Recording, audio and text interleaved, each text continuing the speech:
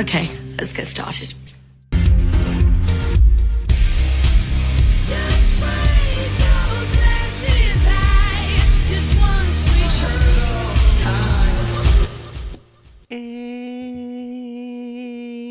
Amy.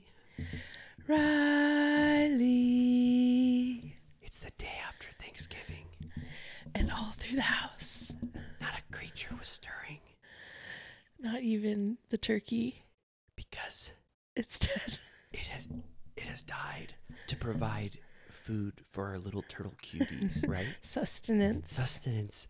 So that our little turtle cuties may live. Right? That's right. So it's the day after Thanksgiving when everybody listens to this, but a peek behind the curtain is that for you and I, can I say it?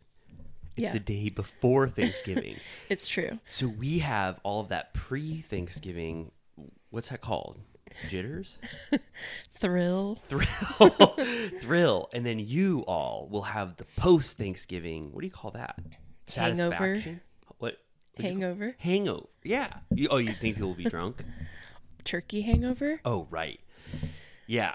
So I'm trying to imagine the future of our little turtle cuties. They're full as hell, right? They just woke up.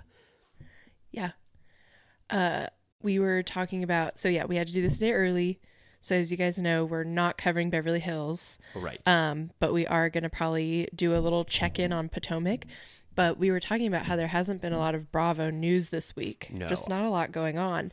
But I did just remember that there's turtle news. What is it? Turtle news. That's rare. Turtle news related to us or related to the animal? Turtles. Turtles in general. Yeah. Okay. What's going on with them? It's a thing that's happening on Dumois, you know, that Instagram account Oh, yeah. where people narc out celebs. I don't believe 1/10 of those, but A lot of them end up getting validated. really? Yeah, they always do like whatever it's called. Like they post the news with the old one, like the blind item to confirm, you know? Okay. All right. Well, I don't. But yeah, a lot of it follow. is bullshit. But Why can't they just say, sorry, let me gripe for 1 second before you go into it. Why can't they just, instead of alluding so obviously to who it is, like they'll be like, this Summer House cast member who always thinks summer should be fun and has a mullet is running around town, you know, buying a bunch of gifts for his family or whatever. Why not just say it? Yeah. Why do they just leave that little veneer maybe of, it's like a legal thing. Like you have like plausible deniability. okay. So you're But like, there's- I didn't say. Okay, all right. But then they're anonymous and they're not writing them. So Yeah. it's like, I mean, I feel like a lot of the tipsters do just say who it is. Like they'll be like, Ben Affleck was at Dunkin', you know? Okay, all right. I've never seen those. Okay, so what was the latest turtle news? There's a rumor that Leonardo DiCaprio has a very old tortoise. What? And that now people are hypothesizing that he dates younger women because they need to live alongside this tortoise beyond his death. That was a Dumois tip. Yeah. I have to see it. Did they say his name? No. This 49-year-old Killers of the Flower Moon star has a rare old tortoise. And This Titanic turtle daddy. wow. Did they say something like that? No, it was just like Leonardo DiCaprio has a tortoise. Is that why in that video of him rapping on his 49th birthday, he's standing atop a gigantic tortoise and spinning around on it? They keep posting about it, and someone memed, you know, the classic Leo like walking funny meme where he's like walking on sunshine. When did he do that? I think it's from like Inception or something. Really? Like on set. He was like happy that day? But someone photoshopped that it made it look like he was walking his turtle. That is, I missed this entire. I meant to share it and then I didn't, and now I just remembered. Those are two things I like, and you just combined them. A turtle cutie DM'd us about it also. That's so sweet. Yeah. Okay, well, thank you to them. So that's something to think about. But that makes sense. If he's dating 19-year-olds or 24-year-olds and he's 49, you think about that math. If his tortoise is, what, his age? Yeah. And it's going to live to potentially be 100. Mm-hmm. He might want this 25-year-old to become the custodian of it. Right. It kind of puts everything into perspective. All is forgiven. That's Leo. Leo, how the hell? And he's just too noble to admit that that's why. Yeah, I mean, I don't know why he's going specifically for models only. He should go for like a, reptile specialist. I like that. An up-and-coming reptilian How do you know that some scientist. of the women? How do you know that some of the women he's been dating are not reptilian? You're right. Specialists? I didn't mean to stereotype. Maybe it's a win-win where he gets someone to take full custodial duties over his tortoise once he passes, but also he likes them really, really hot. True. It's like his version of like a vet is the nurse on the cover of that Blink-182 CD. Right. When I got that album when I was 14, I go, this lady's a nurse, right? Gonna give somebody an enema. Right. Enema of the state. She was very like intense looking. I mean, that was the style of the time. She was just so clearly what we would have called back then a porn star. Yeah. That's just how they looked when I was 14. The Jenna Jameson look. Yes. She was so that. Just to get off right before we get off Leo, I was thinking about Killers of the Flower Moon. Have you seen it yet? I still haven't seen it. Do you think you're going to wait for VOD or try to see it in No, theaters? I have to see it in theaters. It's just so long that I've been seeing a lot of older movies recently that have taken up my schedule. Mm-hmm. And so I haven't had time to squeeze in a 3.5 hour movie. But Apple is starting to do their marketing push, and so I keep watching clips and interviews and stuff, it's making me want to see it more. I was thinking it's sort of the opposite of a Thanksgiving movie because of I don't want to spoil anything, or the most Thanksgiving movie ever. It's definitely it's a Thanksgiving movie, but not in the traditional sense where people would be not a celebration of the gringos. No, it does not make. I'll just say it's not a spoiler. It does not make white people look good. Down with the whites. Oh, yeah, down with the whites. Whatever happened there, I don't want to spoil it, but there was some bad stuff going on. But it's a movie that people probably should watch on Thanksgiving. Yeah. It sort of is counter to the beautiful story that we all learn in school, which is that we all sat down, our ancestors, and we had this beautiful meal. Cornucopia? With Native Americans. Yeah, we had a cornucopia. They did those turkey hand drawings. You know what I mean? Yeah. Is that that's a fabrication, right? I think there's more to the story. Whoa. All right. Well, anyway, everybody watch Killers of the Flower Moon this Thanksgiving. It gives you an alternate perspective on what most people consider a holiday of pure joy, right? Yeah. And beauty. It seemed like Leo really loved working with what's her name? Lily Gladstone. Is that her name? Yes, I think he did. I mean, I don't know. I think they just to be a little bit of a stinker, I think that they try to play up as much cast chemistry as they can just to make anything go viral from a movie. But do you think he would like bullshit that? He called it like the honor of his life or something in a speech. The honor of his life was working with Lily Gladstone? Yeah. Okay. All right. All right. I'll take it for his word. Yeah, that could be. Leo hates promotion. I feel like he wouldn't lie. Was he, so he got out of a lot of promotion duties, right? Because of the strike? Yeah. I feel like they're finally having to do stuff like right now. Someone should, next press conference, they have to ask him about this turtle. Totally. Who's going to do it? Us? I would. I would love, we need to go to a junket. It would be wild if we were wearing Turtle Time hats and Turtle Time merch and decked out, and we say, this is the Turtle Time press unit. Leonardo DiCaprio, can you confirm or deny if you have a turtle? People will be like, whoa, is this just a turtle? Excuse me, Mr. DiCaprio. Yeah, and we have shell hats or whatever, like turtles, and it says, those old-fashioned press hats or whatever, but it's a tortoise shell. Mr. DiCaprio. He's like, what? Yeah, he's mad. It's the last question. I think he'd be so nice to us. And I'd be like, Mr. DiCaprio, I live close to your childhood home that's now a library. What, you do? Yeah. Haven't I said that on here before? No, you never said that. I learned recently that the Los Feliz Library was formerly Leonardo DiCaprio's childhood home and is now a library. Did he make that happen? Well, the computer lab there is called the Leonardo DiCaprio Computer Lab. No way. Yeah, and they have all his movie posters in there. Wow, will you take a photo of that someday? I will. That's amazing. I learned that on TikTok. I go to that library like multiple times a week. Where is the Los Feliz Library? I don't think I It's on Hillhurst and Franklin. Oh, yeah. Okay. Oh, beautiful. All right. Well, damn. Leonardo DiCaprio's ears are probably ringing. Is that what you said? Burning. Right? We don't normally talk about Leonardo DiCaprio for 10 minutes at the start of an episode. Is there any connection to Leonardo DiCaprio to any Bravo show that you can think of?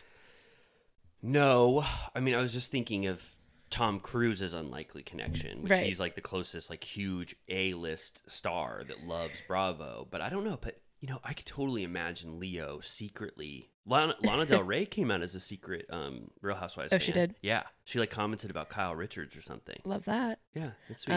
I've mentioned before that I am a fan of Trixie and Katya, the drag queens from RuPaul's Drag Race. They have a podcast. Oh, Trixie, who I know now. She's friends with Lisa Vanderpump. Really? Yeah. I've seen them dine at, well, not personally or in person, but dining at Pump. They hang out. Whoa. But I've been listening to their podcast a lot this week, and Trixie was saying that they were her and Orville Peck were forcing Katya to watch Housewives clips, and they were going through them all, and it was like, at least I wasn't smoking crack in the bathroom, bitch, and were you doing coke in your bathroom, and who gonna check me, boo? And then they did an impression of Erica Jane being pissed about her cop son. Yeah. And I was just enjoying their selections were good ones. What's the crack one? I think Brandy said that about Kim. Oh right. Oh right. When they were like sort of bullying. Or was it crystal meth? What did I say? I think you said crack, but I think it was either crack or crystal meth.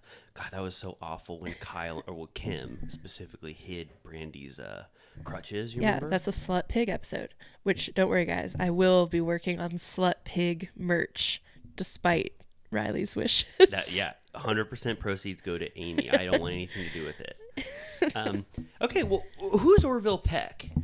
He's that singer that always wears a mask with fringe on it. Yeah, I've definitely seen Orville Peck before, but I don't know anything, about. Me neither. But they keep mentioning him, and it turns out he's a Housewives fan. Well, to answer your question, I do think Leonardo DiCaprio secretly watches Summer House or Southern Charm. He just doesn't talk about it, and because he's famously tight-lipped. Do you think he's met Lisa Rinna? Has he? Yeah. Yes. Garcelle? Yes. Kim Richards? Yes. I'm sure I don't know. I mean, let's think about it. I would love to meet Leo one day. Yeah. Even though we have a mutual connection, but I don't think we'll ever meet him. Because he's so mysterious. Yeah. He's an example of the upper echelons of fame, like we were talking about on Patreon or whatever, where the upper echelons of fame where you don't really know anything about them, except that he rapped. He is going to wear a COVID mask until he dies. Right. That was so... You'd think that would have been the best time in the world for really famous celebrities. Remember, like at Coachella, they were all so covered up that first time back? And unless you went up to them and pulled down their mask off their face, you'd never know who it was. The thing about masks is you can always still tell. Really? Yeah. Oh, I can't. I can't just by people's eyes. Leo's eyes? Oof, maybe. If I saw Leo in a crowd and he's wearing a mask and I looked right at him, I'd be like suspicious. Plus, you'd be like, baseball hat, check. Like, yeah, cargo shorts and like a black t-shirt. Like, there would be context clues, and he'd probably be looking all shady, like trying not to be seen. So you'd be like, ping, ping, ping, ping. He looks like Leonardo DiCaprio. Yeah, but then you don't have the 100%, faith in it to where you'd want to go up and say, like, can I talk to you for a second or have a photo? Because you just don't know. Oh man, he would hate that. What? Don't ask Leo for a photo. Does he hate photos? Have you you scarcely see a fan photo with Leo. I just pictured you and me on either side of him and him smiling so big, happy to see us, maybe like his hand on our heads, like giving us a noogie or whatever. He'd be like, this isn't BravoCon, bitch. Okay. Oh, so we're in the real world now. Oh, I'm imagining the exact opposite. I love you guys so much. I heard your episode right after Thanksgiving where you talked about me and my turtle. Please take a photo with me. What do you think he drinks? If he's drinking? Yeah. Vodka? He's probably, I think I'm just going to project on him a margarita guy. Really? Yeah, you don't think At so? the club? Is he at the club a lot? Yes. What clubs? I don't know, like trashy ones. Really? Like I don't know. Oonts. I'll be clubs. honest. I know nothing about him. Okay. Except that I love him in every movie I've ever seen him in. And he's one of our, I think, top 3 best actors of all time, of our generation. That's all I know about The main big rumor is that he has sex with women from behind and wears headphones and ignores them completely while he does it. Wow, that's sort of like Wolf of Wall Street style a little bit. That makes you wonder or ponder what music he listens to. True. There's so many questions. It's like, shock me like an electric eel. MGMT? He's like stuck at Coachella in 2007.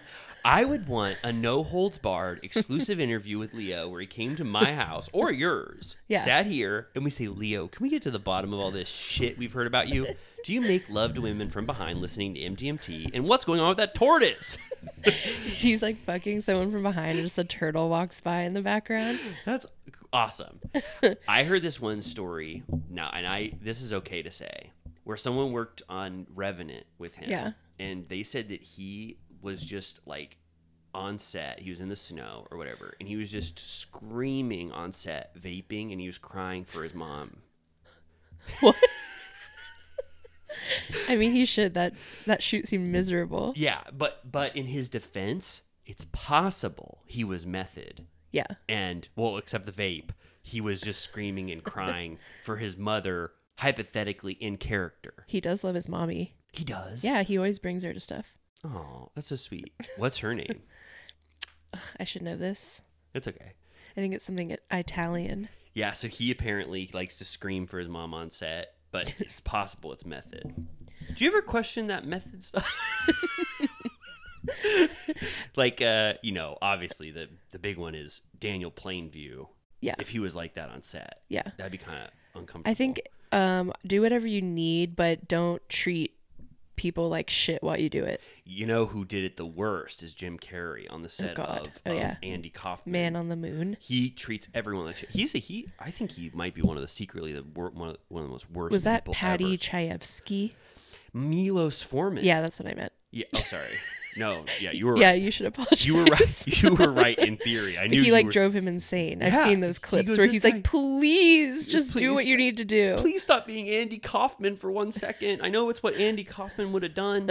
Is Andy Kaufman actually funny? Is anyone before like 1980 funny? That's a very good question. Me and Jimmy talk about that all the time, where I'm like, people try and be like, young, cool people are like, Richard Pryor changed the game. I'm like, what did he say that was funny to you? He said, no. He said, like, I understand, like, he revolutionized, like, being honest about dark shit or whatever. But I'm like, do you, like, put that on and, like, LOL? I think so, because people of a certain age, like, if I was going to go back and listen to, like, an Adam Sandler comedy album now that I liked when I was young, and I was showing it to my hypothetical child when he's 16, and they're like, this is not funny at all. And it's kind of like, I bet they would think it was funny, though. Adam Sandler? Yeah. You think it's going to transcend time? Yeah. Okay. Like, just like generic, like we always talk about, like someone like a Jim Gaffigan. Like, it's just. Can I give one that's horrible? But it's like, okay, so he's canceled. Woody Allen. Yeah. Yeah. I'm not saying anything about Woody Allen. All I'm just saying is that before a certain period of time in the 70s. Or like Steve Martin. Yeah. Yeah. I like have put that on and think it's funny. I think as long as you're not topical.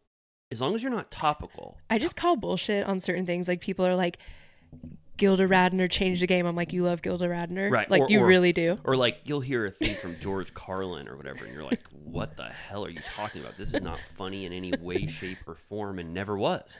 I think that boundary pushing is overestimated than actual humor content. Sure. Like, Bill Hicks is given so much credit for, like, being transgressive and talking about corporate America or whatever, but his humor level is probably like a 6 out of 10. Yeah. But then there are people like Will Ferrell, which is, like, to me, one of the funniest people of all time, 10 out of 10 humor, or like Tim Heidecker, 10 out of 10 humor. They're going to do things that are always going to be funny no matter what, as long as it's not topical. Yeah. And it's like, George W. Bush is horrendous for, whatever. And you're just like, okay, I'm sorry. I have to give you benefit of the doubt. I don't know what the hell they're talking about. Yeah. I feel like Will Ferrell has diluted his brand.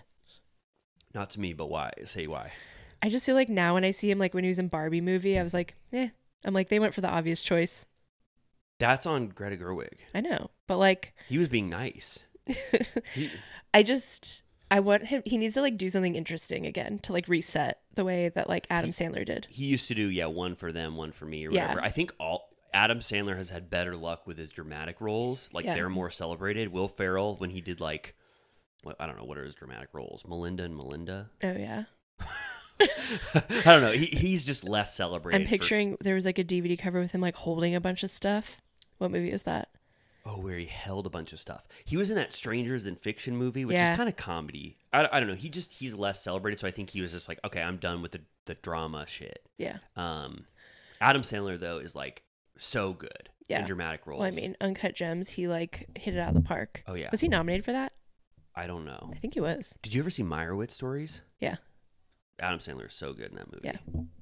That's Noah Baumbach, right? Yep. Yeah. Well, that was the movie minute. Yeah, we couldn't help ourselves. And that had something to do with Bravo in a way. Yeah. Right. We still don't know what movies Lisa Vanderpump likes.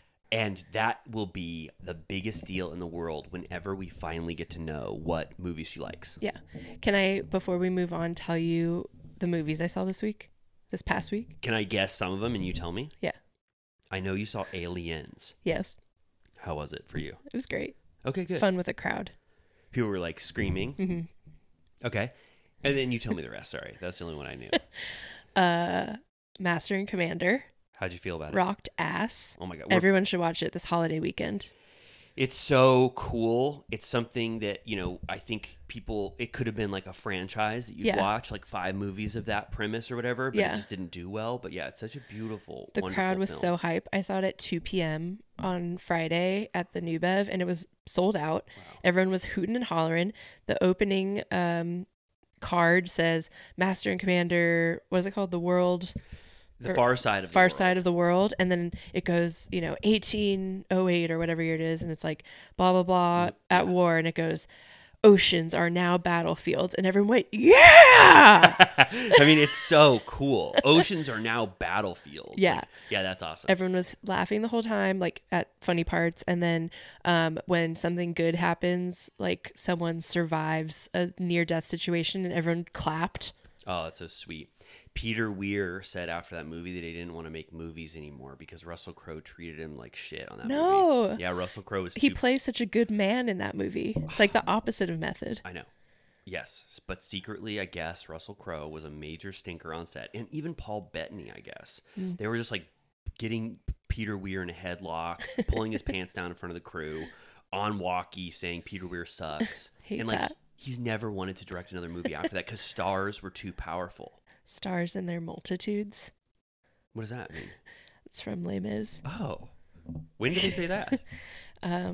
Javert sings it. Speaking of movies and speaking of Russell Crowe, I know. Right?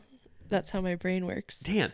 Yeah, so Peter Weir didn't like that experience. Russell Crowe, I think, is famously an asshole. I haven't heard that. Huh? Haven't heard that. Really? You've never heard that Russell Crowe's an asshole? I thought he was a good man. Oh, no. He's horrible to everyone. He beats people up, punches people. He calls them nerds on set. No. Yeah. Yes. Bullies people. Which, I don't know. That's what I told you before. But if you don't see an actor sometimes and they're not working regularly and you're like, this is one of the best actors in the world, like think about Clive Owen. Yeah. Clive Owen's like one of the best actors in the world. And like everything he was in was amazing. And now he had a good run in like 2004 through 2006. Now he couldn't open like a play at the park or whatever because I think he couldn't open an envelope. He couldn't open an envelope. I was trying to. Well, if you recall, he was one of the early clients at Sir. Clive Owen was? Yeah, that's what Kristen Doty said. Thank you for bringing it back to Bravo. But anyway, okay, yeah, and then I saw The Master and The Wild Bunch, and I think that's it. Okay, so we talked about The Master. I love that film. I wish Joaquin Phoenix, I told you, was slightly more of a human in that movie, but that's a beautiful movie. Philip Seymour Hoffman's the best acting he's ever done in his life. They were having fun on that one. That dragon speech that he gives. Yeah. When he's like, we got to wrangle the dragon. That was silly. You thought that was silly? That whole movie, their acting's... the thing about Paul Thomas Anderson, I love him, but his movies are goofy as fuck. Yeah. I was just watching Like, even when you think they're not, they are. Yeah. Like, you revere them, but then when you watch them again, you're like, this is goofy. Yeah. Yeah. Even Phantom Thread is kind of goofy. Totally goofy. It's like series. A comedy. Yeah. And then what was the other one you said? The Wild Bunch. Didn't love it. Didn't love it. It's a little long, right? It's long. The horse stuff bugs me. Oh, I just know that it was a nightmare. Like old movies with horses falling over left and right. I don't like it. Oh, I remember watching the specific scene you're talking about. And I was like, okay, a horse definitely died. Like probably like 10 horses died on that movie. The end is kind of awesome though. Yeah. Well, there's like a big shoot 'em up at the beginning and one at the end. Mm-hmm. And when they introduced the movie, they're like one of the most violent movies of all time. And I was like watching the whole middle 2 hours and I was like, where's the fun? I think it's violent just for that last scene or whatever. Sure. Yeah, it's fun. I got to watch it again. I watched that and then I watched Rio Bravo at the same time to try to have a Western. Yeah. I just don't think I'm a Western girly. I think you'd like Rio Bravo. It's way more fun. Who's in that? Dean Martin. Who said that? Who said that? John Wayne, Dean Martin, and this one guy, Ricky something, who I don't know. He's okay in it. But Dean Martin plays the town drunk. Wow, that would be hard for him. Why? Because he's a drunk? Yeah, no, he was drinking on set. I'm going to drag him to hell. I'm Why? Just kidding. Oh. Yeah, so he's drunk as hell. Anyway, this is a good movie minute, right? 30 minutes of movies. Sorry, guys, there's no Bravo news this week, so we have to move on to other things. But I think you would like Rio Bravo. It's completely different than Wild Bunch and very fun. Okay. I might go see The New World tonight. Is that what it's called? Yeah, the Terrence Malick. Yeah, I saw that. I saw that at like a screening or whatever. Yeah, but I don't want to like for Thanksgiving week. Oh, that'd be nice. We'll see. You're having a movie time. Well, most of them was because the Egyptian reopened, so I got excited. I had to go a bunch. But yeah, and then after we saw Aliens, popped over to Musso's, got a couple Negronis. Were they good? Yes. Whoa! All right. Damn. Okay. Is there a parrot outside? Yes. They're talking. Yeah, we have, for the listener, for our little turtle cuties, we're recording at my house today, which is completely different. My lovely cleaning woman Elva is at my house today because we had to do it on Wednesday instead of Thursday. So we're at Riley's, which if you're a Patreon member, this view is not new to you. Yes.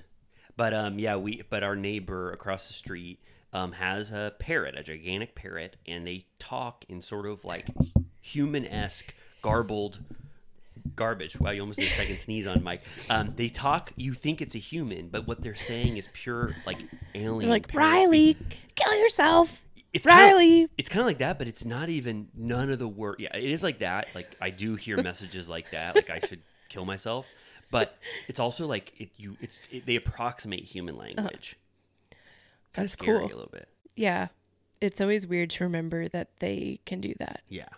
Well, do you want to talk this is good. I mean, 30 minutes obviously of Leonardo DiCaprio, tortoise talk, a bunch of movies you saw. Do you want to go into maybe a little bit of our overall Potomac thoughts before we get into the main crux of this episode? Let's do it. Okay.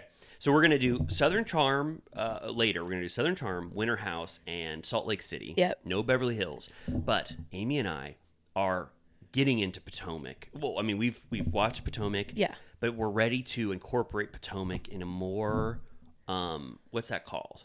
Way. Yeah. A more way. We're ready to talk about Potomac at will. At will. And incorporate it because I think Potomac could have the potential to heat up. Not seeing it yet, right? Yeah. But, if if Winter House starts to fall off or whatever, we're going to trade in Potomac whenever we can and talk about it. We both have Jason. Right. He said on Winter House this week that him and Giselle haven't defined it.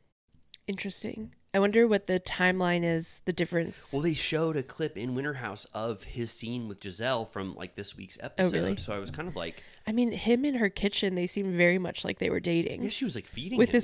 her kids. Yeah, so I don't know. Yeah, maybe I don't know what Jason was saying. The parrot is like, Jason is cool. Lindsay was wrong. Yeah, I gotta ignore that parrot. It's like providing extra commentary. What would you do if you adopted a parrot and it was a Lindsay Hubbard stan? Lindsay, what would it? Why? How would it let the world know? It would be of like, its devotion? Carl blindsided you, girl. Oh my God, I don't. I would probably say, I respect your opinion, parrot. Can I counter it with? I would what euthanize. Really? You think about your parrot? Euthanize. Whoa. All right. Okay. Well, I hope that you never have a parrot that becomes a Lindsay Hubbard fan. Just don't let your parrot watch Summer House and form its own opinions. Yeah. It could like fire Hubbard! Peacock. What? It would have its own profile on Peacock. Wow. That's interesting. Polly has a peacock. Wow. That's really, yeah. Okay. Well, let's talk about that off mic. Right. Back to Potomac. Okay. So tell me, because I don't know your Potomac famously had a bird. Yeah. T'Challa. Oh, R.I.P. Whose bird was that? Monique Samuels. Oh, I don't remember. I don't remember that. You don't remember? No, what the happened? gray parrot that attacked who did it attack? I don't remember. I don't remember. So here's my Potomac journey. Not that it matters to anyone, but I watched the first 5 seasons of Potomac like in pre-COVID or no, in COVID.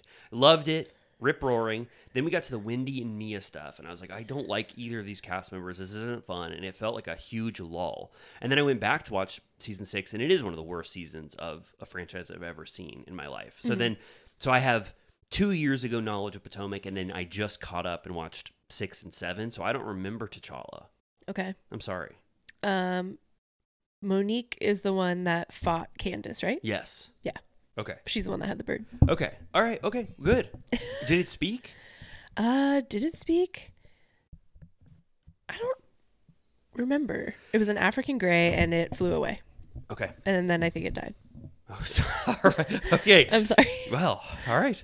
Okay. So I don't know anything about your Potomac journey or your love or whatever. So I wanted to ask you up front, I know you don't like to rank, but what's your most beloved Potomac cast members and your least beloved? Just so I get a sense of you. Sure. I mean, we love the Grand Dame. Okay. Yes. I was going to say Karen Huger is in my top 3. Yeah. I like Candace. Me too.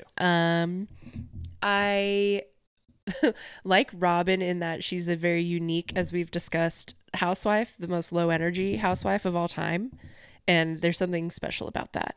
Yeah, she brings, we've said it on Patreon, I think, she brings the bare minimum that you could bring and still be entertaining as just a human on the show, which it is blazing a new path because she doesn't really feel compelled to even create storylines. Most of the storylines are just brought to her because of her troubled relationship with Juan. Right. She doesn't really do anything. Yeah. But I still find her engaging. Totally. So those are my top 3. I didn't know. We agree. That's nice to know. Yeah, Karen Huger is always fun and great, and she doesn't unnecessarily get generate fake bullshit for storylines. She's just fun on her own. Yeah. Then on the other end of that spectrum, I have now found rewatching and binging that I cannot tolerate Giselle and Ashley very much. Okay. Because they both are so contrived. Yeah. Both of them, in their own way, just feel like it is their job to just stir up shit every single episode and deflect from themselves as much as they can. Yeah. I have, for some reason, a little bit of a soft spot for Ashley. I don't know if it's because she loves Corona Light or yeah, that's very endearing. What? And I do give her a little credit for the hell that she had to go through defending her demon husband all those years. Yeah, but I agree. It was hell, obviously, but her defense of him was egregious at times. Sure. And also doesn't give her a leg to stand on in any arguments about any other husband that she tries to bring. About Robin, about Karen, anything she tries to bring. It's like, you just dealt with the worst human in the world. You defended him like crazy for everything he did. So why would we ever listen to your opinion about anything? Yeah. I hated that attempted Chris takedown. Yeah, that's the biggest deal from last season. Everything they tried like didn't stick, and it's the most egregious example of faking a storyline. Yeah. He tried to join me in my dressing room that I invited him in to talk to me. Like, I'm like, yeah, you're like 45 years old. You can talk to a man in private. Andy very, I don't know, gave his take on that. And he's like, are we in a Victorian drama where a man cannot be alone with a woman in a room? I don't understand this. Someone called it like Mike Pence rules. Yes. Like, and then Giselle said, it's how I feel. It's like she was like getting all like, it's my truth, so that's how I feel, so you can never stop me from feeling this way, even though the whole world like did not agree with her. Everyone thought it was bullshit. And then also, I can't believe how production helped Chris out so much by showing the footage multiple times of him not even looking Deborah in the eye. Like at that party, and like Happy Eddie or whatever, either like they just like did a full on onslaught against the men of this franchise, and it didn't stick at all. And I understand why Candace absolutely hates them. Yeah. That was a fun camera, like fourth wall break when at the dance studio when she like is like, I'm not doing this. Like I'm not participating in this. I'm not even going to talk about it. Yeah, it was great. And it was also like Ashley and Candace were like starting to mend their relationship, which has been very fraught for like however long Candace has been on. And then the minute she starts to mend things with Candace, Ashley brings up this DM of him inviting Ashley to come to his hotel that he's working at, like as the rooftop to promote his business. Yeah, like as if he, Anyway, so it's just that was awful. So I feel like this is the fallout from that, and this is the fallout of the Robin and Juan that they knew about this like hotel cheating scandal or whatever. Right. I mean, what is the deal with their marriage? So, yeah, it's a huge question mark. Obviously, Juan has given Robin whatever she needs to like overcome this, right? I guess. I mean, it would appear she needs very little. Yeah, I mean, there's like my question about the whole thing, and which is what these 3 episodes have been about so far, is like Juan keeps saying, we have our story. Don't let anybody, bring us down. Don't let them talk about it. Like, we know the truth or whatever.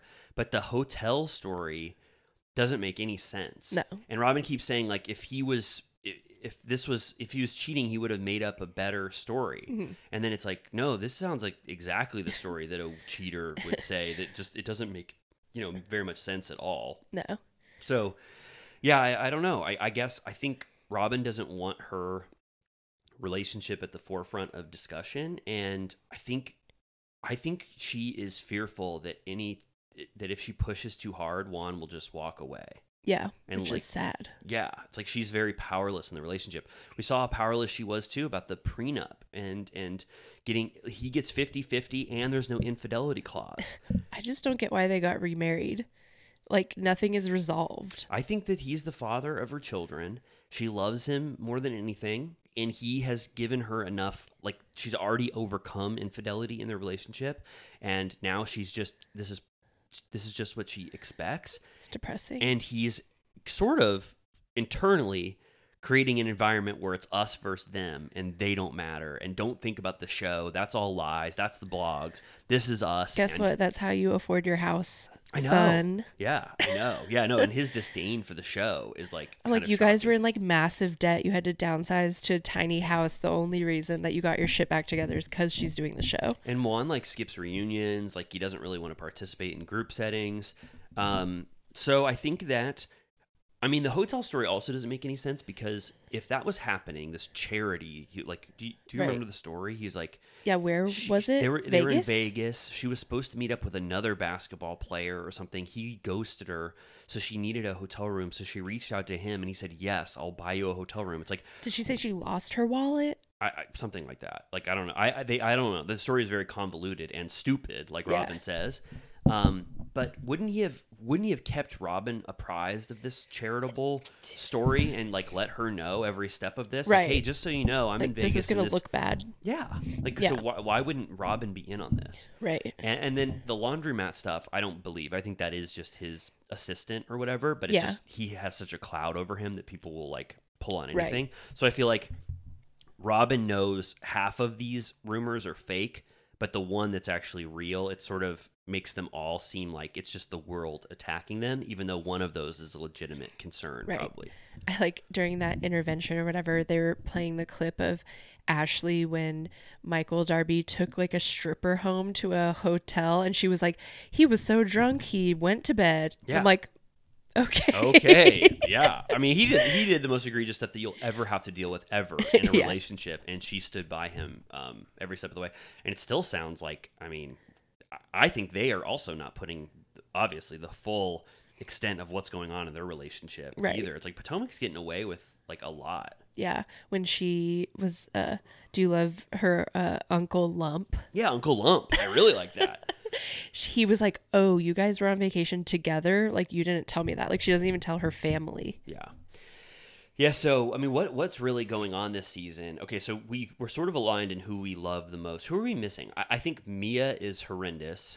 One of the worst housewives that's ever been. Her season 7 trajectory of throwing drink in Wendy's face and just, like, being disloyal to everyone and trying to be, like, really catty in her confessionals. I think she's awful. And I thought she was horrible in season 6. Season 7, she's even worse. And it sounds like this is like her apology season because she's basically ostracized from everyone. And broke.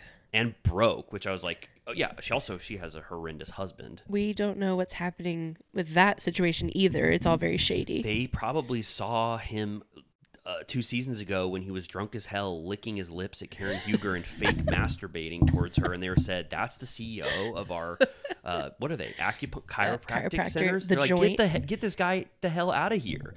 He's like the stock went down after they fired me. It's like, yeah, right. What the hell are you talking about? Like, he just I don't know. Whatever. I also like all of the implications of. I'm not very aware of the geography of that area, but it seems like they live all fucking over the place. I think it's very nebulous what Potomac means.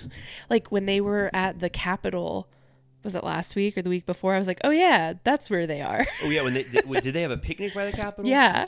I was like, oh, it's supposed to be like what, like DC. It's like where people live who work in DC, right? But we don't really get a lot of political stuff.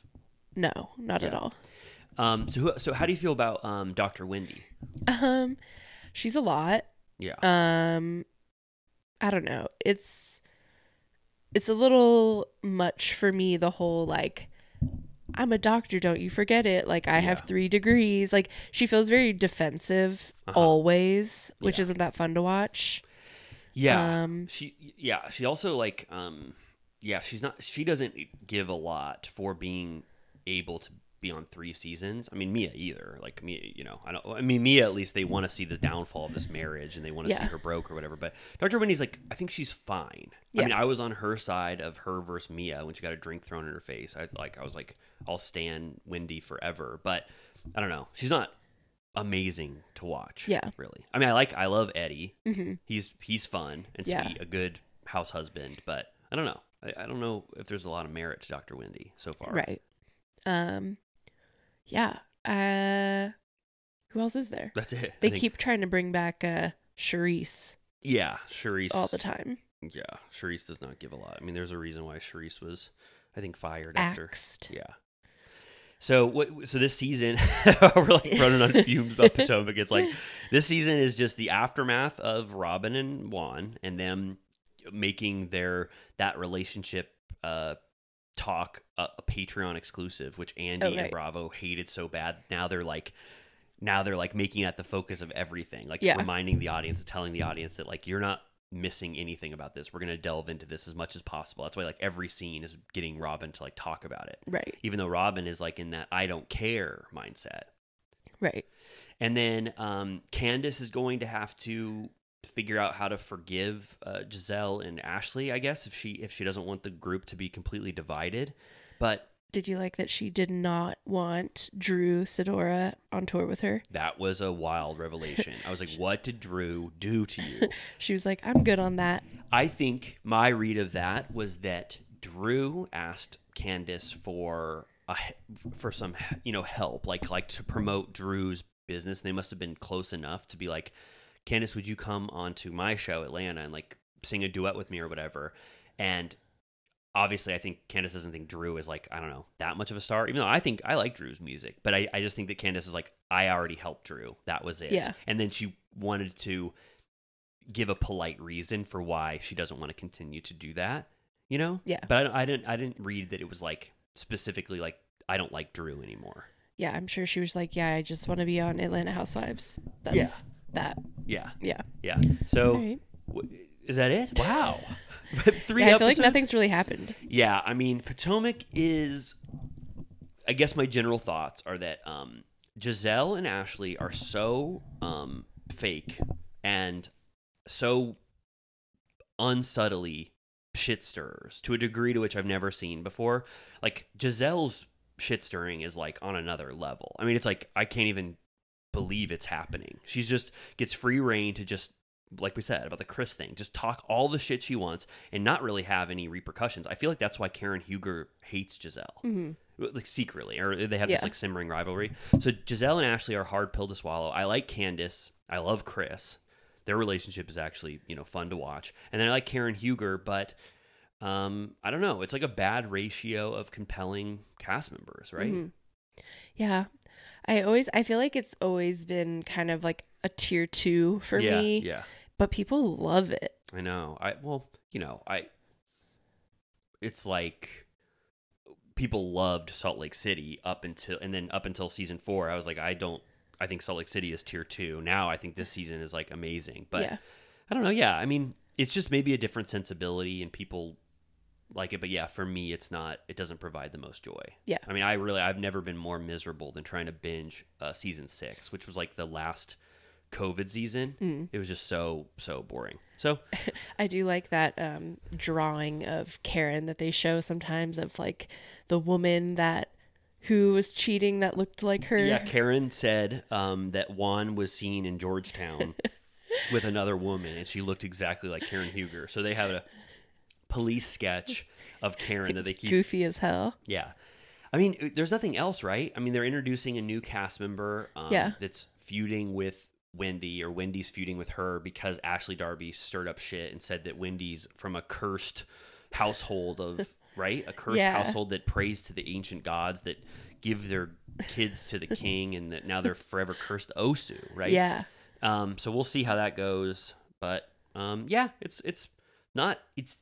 think it might have peaked at a certain point and now we're sort of in a slog period for Potomac. They need to shake it up. And I don't think that Dr. Wendy and Mia are the best new additions. Yeah. Right? Yeah. Is that it? Certified turtle time stamp on that? I guess so. Okay. All right. You have no other thoughts? Not really. All right. Wow. Okay. So those are our Potomac thoughts. I think we both are not so enthused. And until this season ramps up and gets better, I mean, we'll still talk about it and check in, but it's been on a low nadir for a while for me. Yeah. And I don't even I used to think Giselle was like the absolute star and I was like ride or die for Giselle, and then seeing her without not having that affection for her from seasons 1 through 5 when I just came back, I was like, Giselle sucks. She just wants to deflect on everyone else and just bring up drama that's going to hurt people. I mean, what she did to Chris is like unforgivable. Like, I understand why Candace would hate her forever for the rest of her life. Yeah, for sure. I just I don't have like super bold opinions, high or low. You know what I mean? Yeah. Like, I'm like, tepid. I'm like, Giselle's fine. Like, I don't hate her. I don't love her. I'm just like, yeah, she's fun.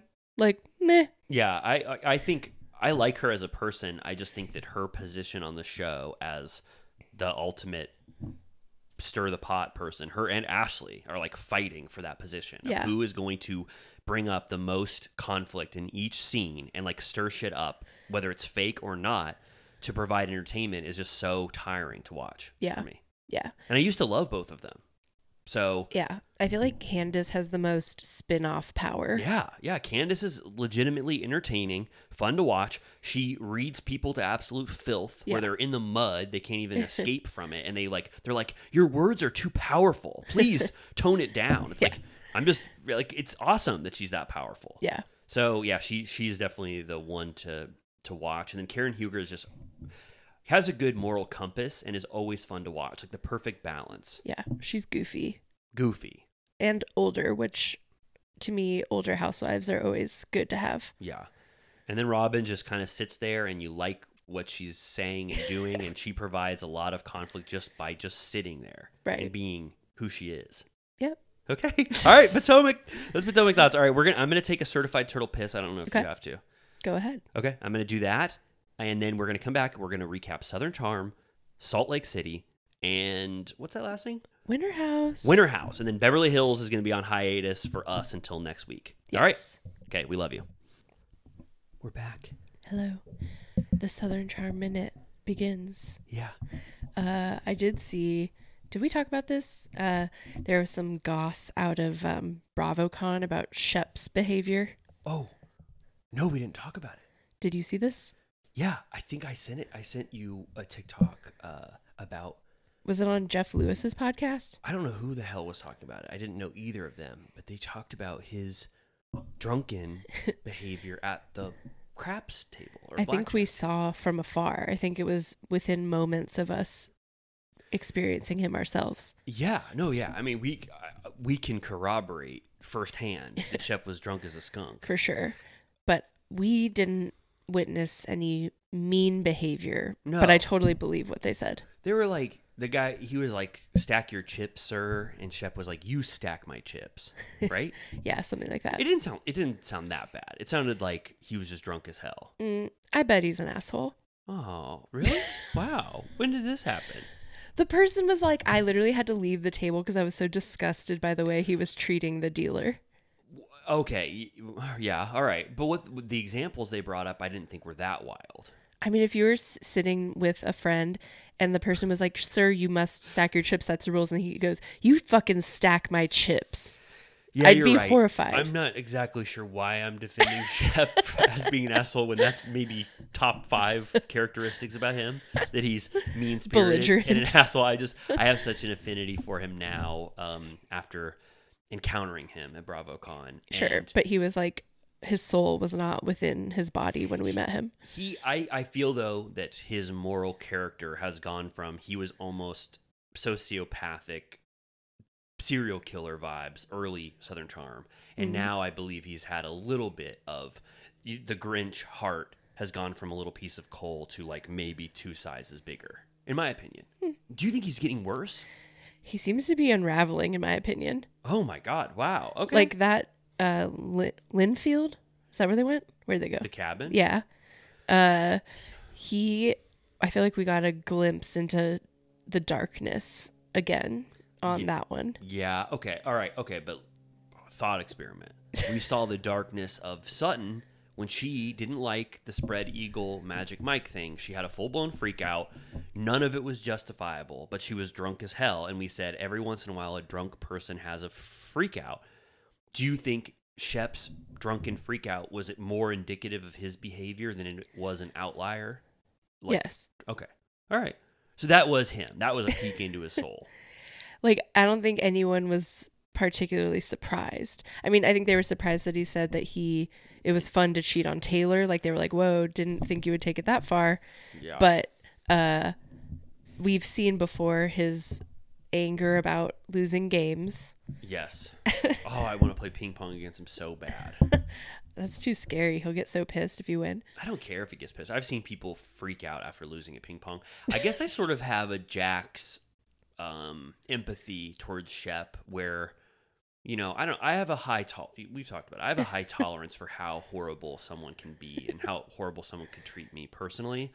But I do know that it sounded legitimate, those things we heard about what he was doing at the was it blackjack? Yeah, I think. Yeah, I mean, we saw him drunk as hell. And he treats Taylor like shit. He called her a moron, fucking moron on camera. So who knows the horrors that we didn't even witness on camera. Yeah. I just feel like, I don't know if it's that, obviously he's been drunk for the entire run of the show, but maybe it's just because he's getting older, it's becoming less and less attractive. Yeah. Like, it just is getting more bummer as the years go on. I mean, he's on the T-Rav train. Yeah. Right? Yeah. I mean, he is like in 5 years or 3 years, if Southern Charm continues, like, he will be where T-Rav was at the start of Southern Charm. Yeah. Because, I mean, generally he's in comparison to Craig and Austin, who are younger. So, I mean, Austin is also poorly behaved, but he doesn't reek of sadness yet. Yeah. I find Austin to be the exact middle of Craig and Shep. Yeah. Like, he is, like, morally neutral. Yeah. Craig is, I would say, like, chaotic good. Shep is, like, possibly chaotic evil. Yeah. Or you know, I'm not going to call him evil, but, you know, more on the morally. Like, he is like, we've talked about this. What happens if you're just rich as hell? You've been overly loved by your parents. They said you can do no wrong. You have no responsibility. Yeah. There's no incentive to do anything other than what you purely want to do at any time. Yeah. That can lead anyone. Well, if you already have sort of a morally gray, I think, compass, that can lead you to Shep's trajectory. Right. And then Austin is like, I see what he's Shep does. He's teetering either direction. Like, I feel like he's one good relationship away from either joining Craig on the good side or never settling down and becoming more Shep. Yeah, I see him really teetering the line as well. I feel like he has more good characteristics, and he could have a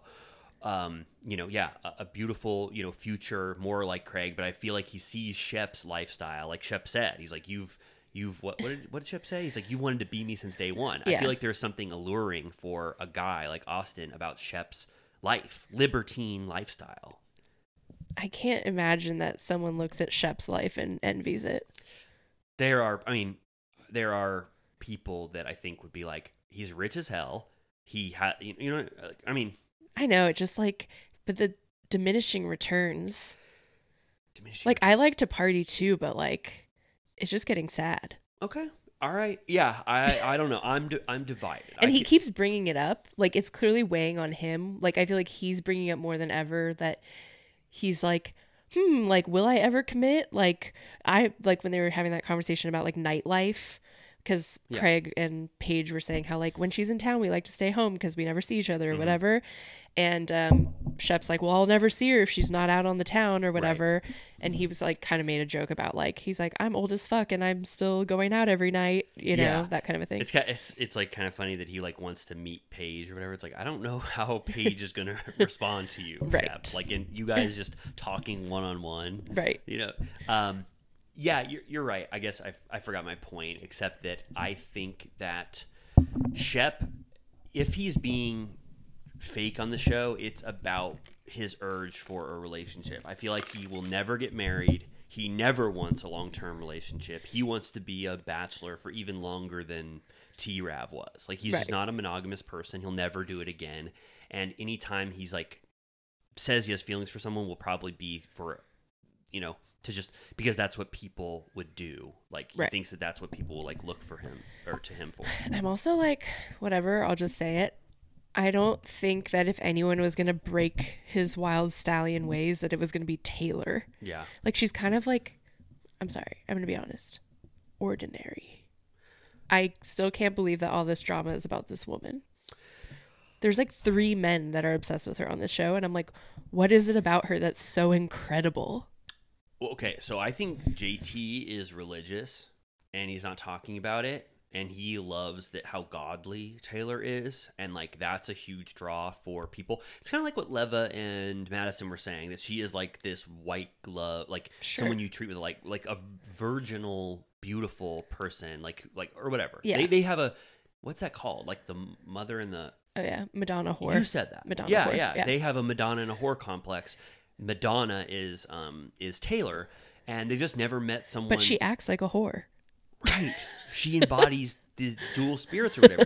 I think Taylor is just very confused, and we haven't talked about it, I don't think, but what happened here on Southern Charm is like what Raquel's trajectory could have been if she hadn't gone nuclear, pressed the red button, and decided to cheat and fuck Sandoval while Ariana was away. Like, she did the most egregious 10 out of 10 version of what you do when you are like hurt. Yeah.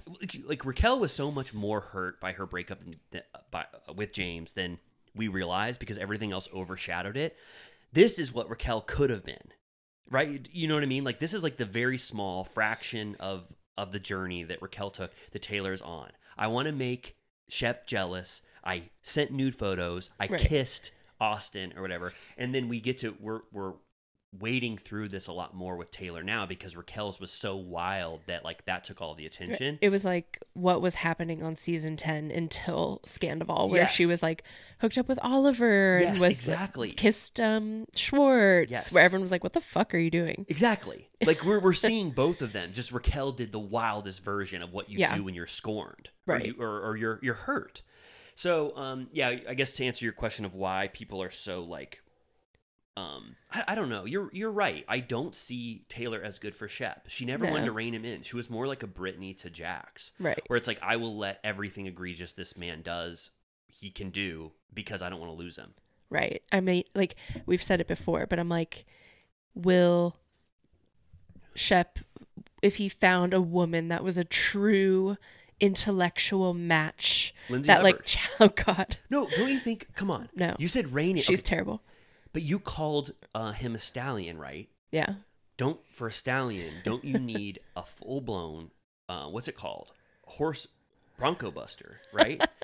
Like, don't you think there is some power to Lindsay and Shep? From Bible bonker to bronco buster? Yeah. Don't you think Lindsay would whip Shep into shape and he might like her I think they would like, there would be like a murder-suicide. Like it would be something terrible. Double homicide. So chaotic, two chaotic evils mixed? Too much. Okay. Too much flame.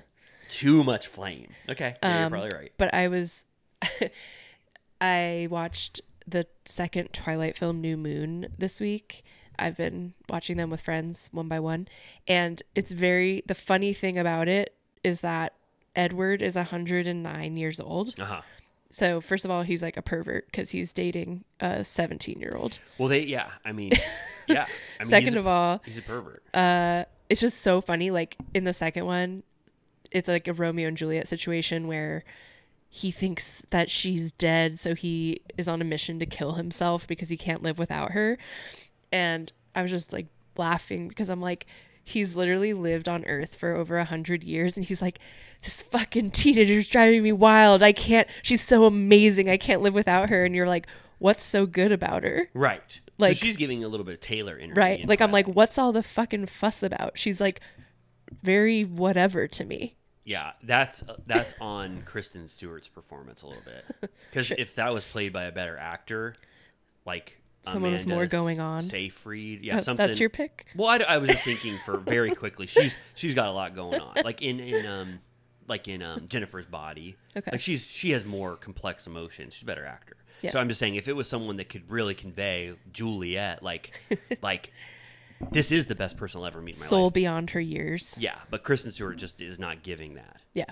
You know, there's a take in Twilight where Edward first walks in the room and like the wind starts blowing when she sees him, and she's like, "This is the most attractive vampire I've ever seen." She does like a burp. And I don't think they got another take of it because there's just a burp left in the cut where she goes, whoa. And you just see her burp on camera. So everybody watch Twilight again. That's my one big takeaway from it. But you're right. So were you saying that Shep is like Edward? Not to give him that much credit, but he fancies himself a man of the world, right? Well read, 109. Like he gets so excited when he goes to Patricia's house because he wants to be part of that worldly, intellectual salon. Yeah. And I'm like, is Taylor part of that? Like, what does she even like? What do you guys talk about? Right. Okay. I'm with you there. I like Taylor and I like to see the good in people, but you're right. I don't see the compelling power of Taylor that is like making everyone. Like she's kind of simple. If it was Madison.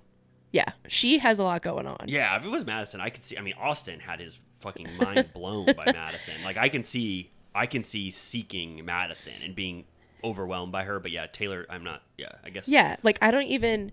It's close the door really I don't know what Madison likes. I don't know if she's well read or worldly, but it doesn't matter because she has personality and is self-actualized. Whereas I feel like with Olivia and Taylor, I'm like, they're just like girls. Olivia is cool and powerful. She likes Elvis. I guess that's like the only thing she has. Okay. Well, I can't make my case for Olivia right now. I find Olivia more compelling than Taylor so far.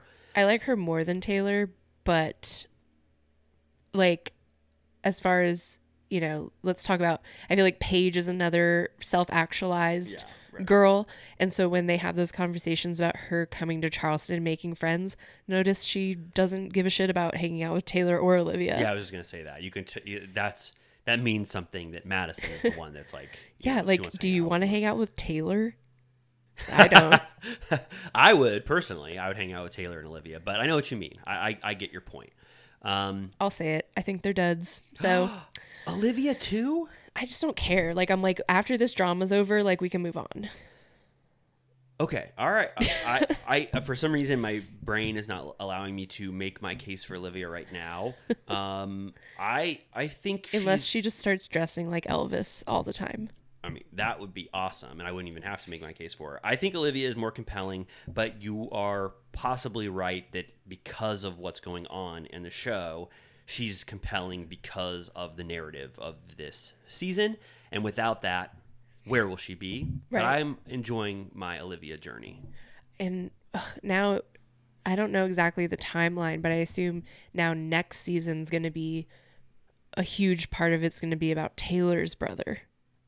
Like, it's going to be like part 2. Well, yeah, but not a huge part, because think about what they did with Olivia's brother. I mean, Rod's gotten to the point now where he's saying, I don't know what's going on with Olivia. Like, she does not want anything to do with me. And it's like, Rod, a month ago, she lost her brother. Right. Like, they really try to make Southern Charm lighthearted as fast as possible. Sure. I mean, we're getting to a royal dinner. You know what I mean? The royal reckoning? Yeah, the royal reckoning. I mean, so Taylor's might have happened in the off season. They give her one episode about it. You know? Sure. I just mean, like, dynamic wise, that's going to, like, shake stuff up again about loyalties and, like, what's that going to do for Austin having to step in as a friend again? Because maybe he had, like, cast her aside a little bit, but they're going to have to bond over this again. Yeah. So you're saying, like, will this be round 2 of, like, what we're already dealing with? Right. I don't know. I mean, I like what we're dealing with. Yeah.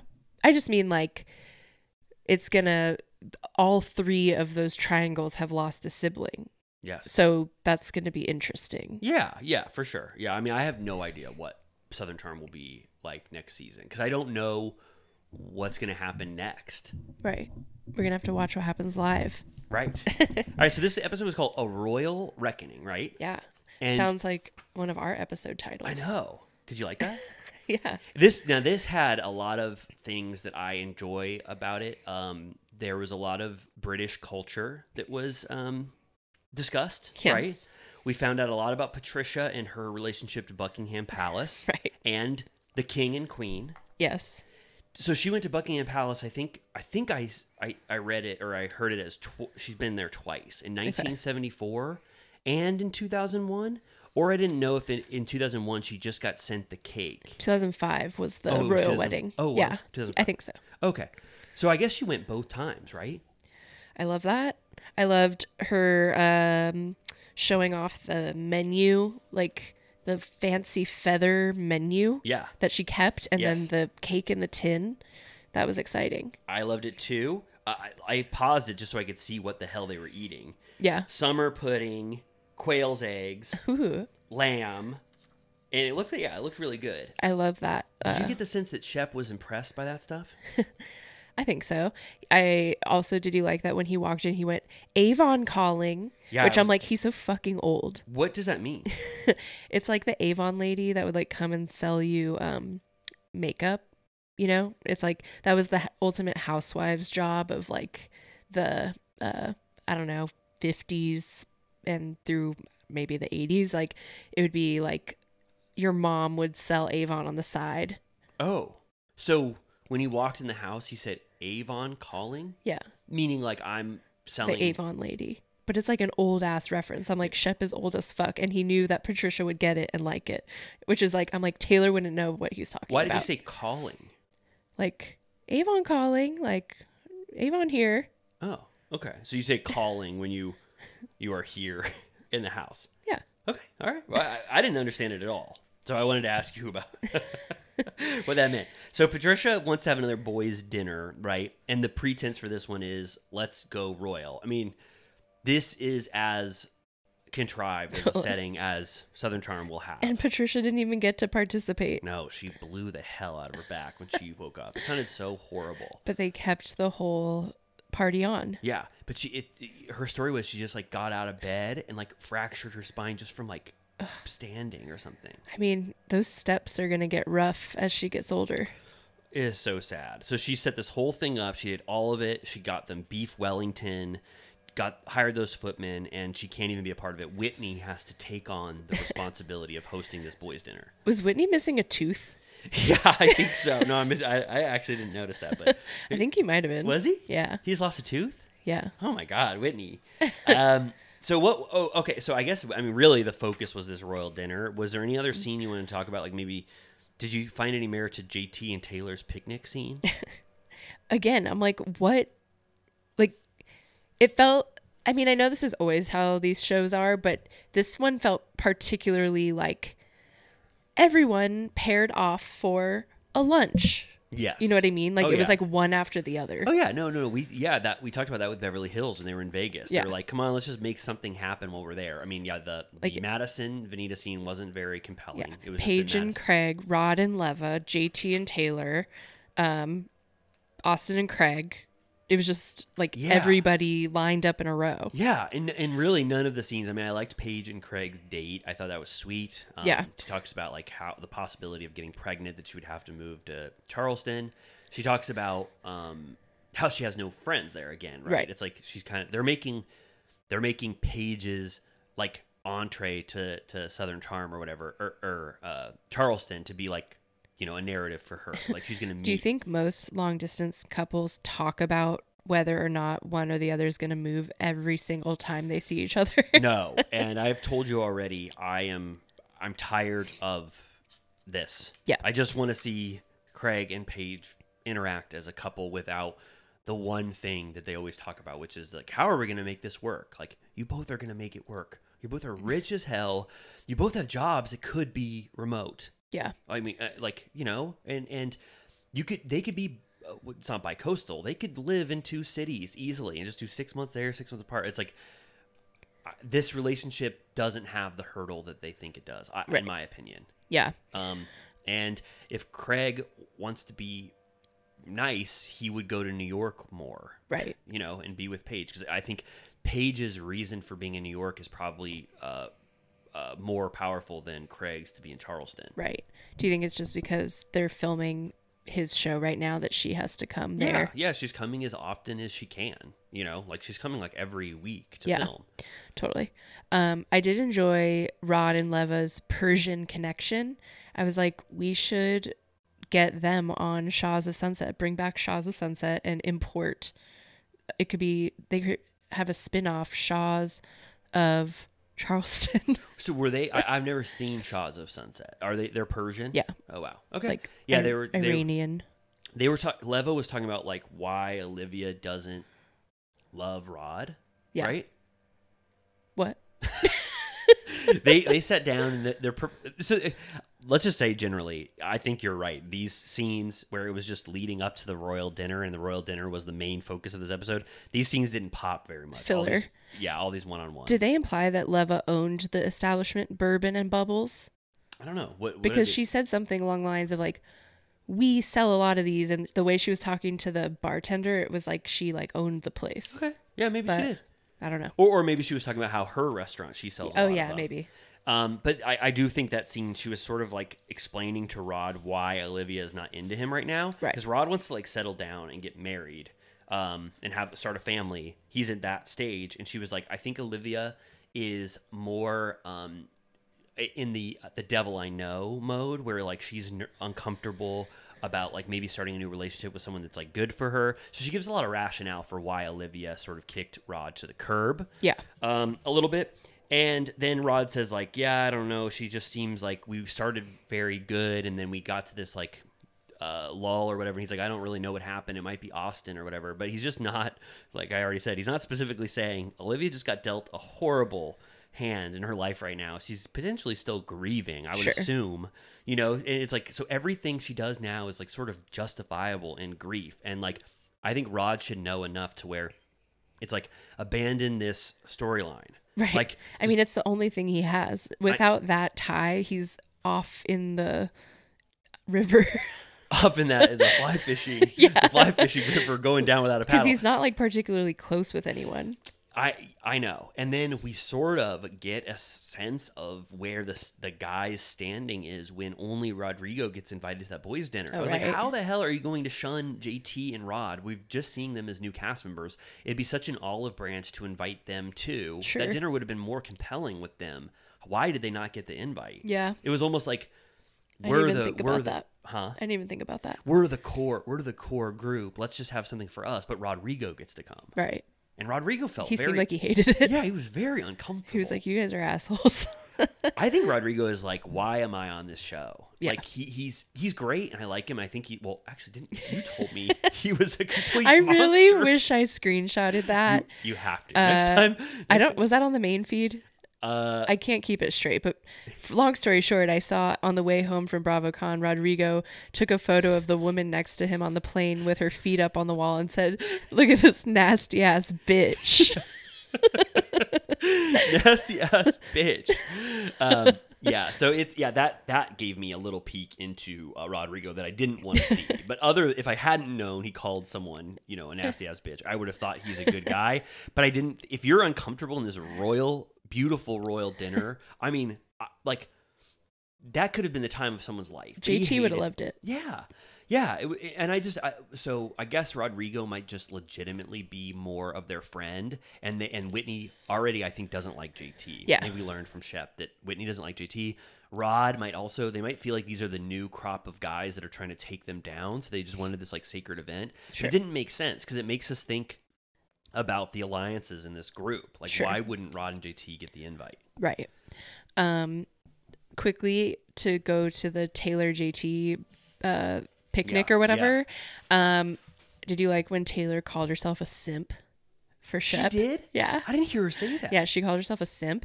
And then JT was talking about how she's like, flame throwing everyone because she's been burned herself or whatever. And he goes, "Yes, you're a queen, but you shouldn't abuse your power." And I'm like, why is he so obsessed with her? That would be his tagline. Yeah. Taylor's a queen, but she shouldn't abuse her power. It's like about Taylor. He should be dressed like a little footman and like Taylor's in the background. And like, she's dancing behind him, like how doing Riley. What's that? Candy's daughter. Oh yeah. She like dances. Yeah. We should have an intro where JT goes, "Taylor's a queen, but she shouldn't abuse her power." And then Taylor is dancing in the background of JT's intro. Yeah. Then she starts to, I think it's maybe it's either in person with him or in her confessional or both, where she starts being like, people fuck their best friend's boyfriend all the time. She's like, Taylor's oldest time, not uncommon. And I'm like, don't go down that road. Right. Taylor is trying to justify her egregious behavior that is so out of character for her, and everyone thinks it's out of character, by saying these are normal things. Who hasn't hooked up with the best friend of their significant other the minute after they end a relationship? I think that everyone should be naked. God wants us all naked, so everyone should be naked in the world. It's like, Taylor, that's not how you feel. Right. None of this. You shouldn't try to justify any of this, but you should just say, I was hurt and I lashed out and I'm doing things I never thought I would do in my life. Yeah. You know what I mean? Sure. So just trying to justify everything. Yeah. So 2 questions for you. I think I'm going to forget one of them. How much of JT's love and passion for Taylor is legitimate and honest, and how much of it is a storyline for the show? What's your gauge of that? I mean, I would say it was more bullshit, except that they have spent time together before the show, including in Europe, which I feel like lends some they really validity. Lean on that story, though. Sure, but I don't know. I mean, I think he's probably exaggerating a bit, and again, he doesn't have much going on, so he's trying to insert himself as his storyline is being horrified about Shep. How the guys treat you. Okay, sure. So would you say like 80-20? 80% real and 20% a little mustard added? 70-30. 70-30. Okay. And then I remembered my second question. What is Taylor's affection for JT? Like 10%. So Southern Charm cast a bunch of new boys, and no one wants anything to do with them.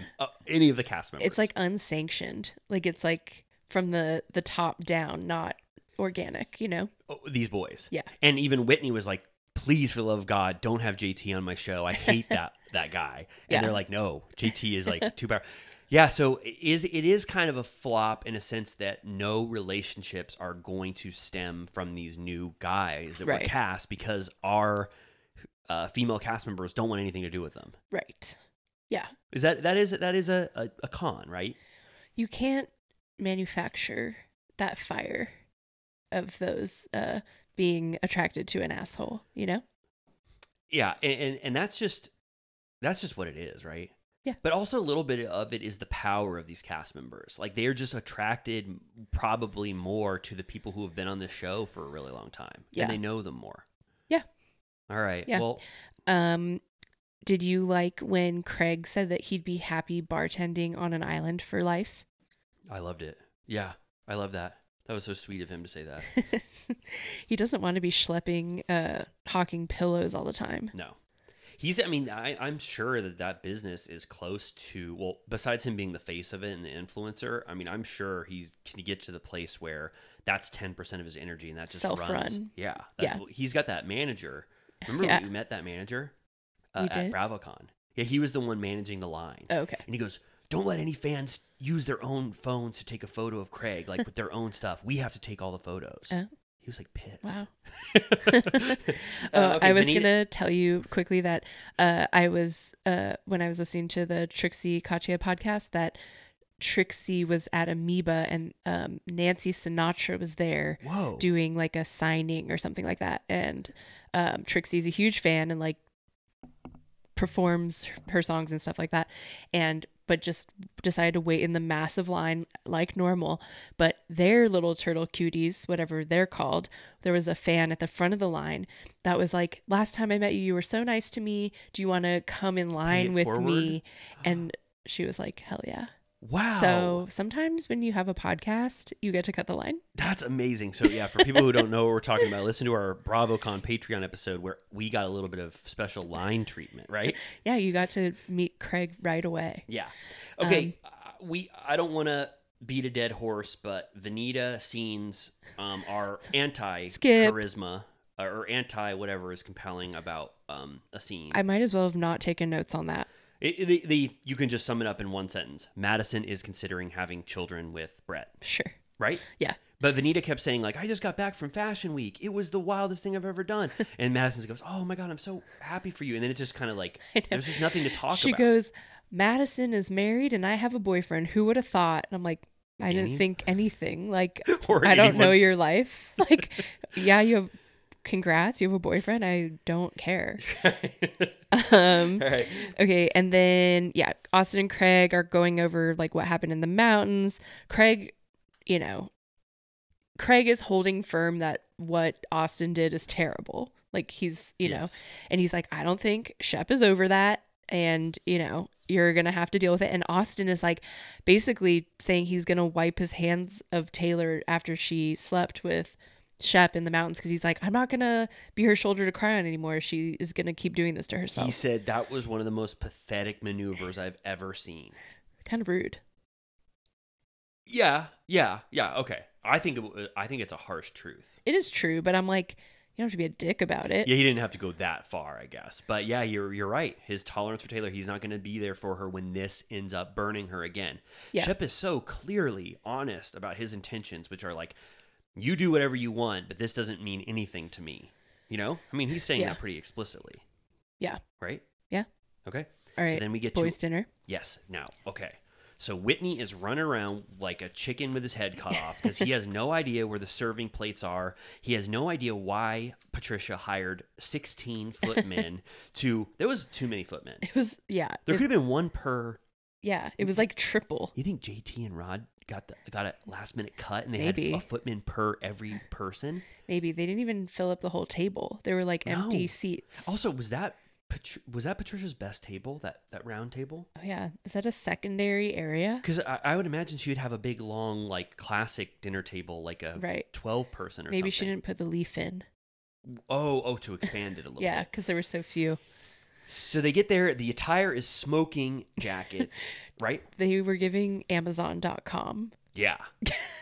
You think, they rushed it. At first I wrote down Shep in smoking jacket, and then I crossed it out, and I was like, everyone in smoking jacket. Yes. And now this dinner overall, just generally, I will say, it was sort of a flop in terms of like the entertainment value for me. It didn't get as fun as I thought it could. Yeah. I think because they did feel it, there just wasn't enough people there. Right. It felt like Craig was fucked up the second he walked in the door. Craig loves to get drunk at Patricia's house. He like loves it. But he like showed up fucked up. Yeah. I'm like, what did you guys do before? I haven't seen him like that in a while. He was drunk as hell at the cabin. He was all like red faced. He was faking like he was going to punch Austin in the face. His hair was true. He was drunk as hell. But they all arrive. For some reason, Rodrigo got the coveted invite. Yeah. Not JT and Rod. Yeah. Then Shep, I say this every week. He looks like the cat that got the canary in his mouth. He tells Austin immediately. He goes, "Hey, Austin, just so you know, Taylor's car and her dog is at my house." And Austin goes, "Okay." Right? I mean, it's a weird thing to say. You're like, congrats. Like, your ex-girlfriend. Like, I don't give a fuck. Austin was like, I don't know what to do with that information. I mean, that's what he was thinking. Like, yeah, and they're like, Austin, why are you being so quiet? He's like, I'm just reveling in y'all's company. Yeah. Also, I'm just going to say to the ladies or anyone who likes to look at a man, Austin looks good in glasses. I like it. Damn. He should wear them all the time. Wow. Yeah. That's awesome. I like it. Is that rare? He looks good in them, and then when you see him without them immediately after, you're like, you should wear glasses, you know? Okay, I wasn't thinking of that, but you're right. I thought he looked handsome too. He doesn't want to get into it because he knows Shep is sort of like not baiting him, but like calling out like, Austin, your relationship with Taylor is something, so I'm just telling you what's going on, like so that you're in the know. And Austin is like, I don't want anything to do with this. You know, I'm like, I'm out. Right. And also they start to say that Austin is so sort of uncomfortable because of Shep's lashing out in Linville. Was that where it was? Yeah. North Carolina. That like Austin's kind of like taking a back seat because Shep really, reamed him. Yeah. In the cabin. For sure. So Austin's sort of like on autopilot a little bit. Yeah. And then we get an inorganic trip pitch. Craig's like wasted. He's like, I've been wanting to take Paige to Jamaica. Fuck it. We'll all go. Yeah. Now, why the hell? Why? I know they have to have a trip every season.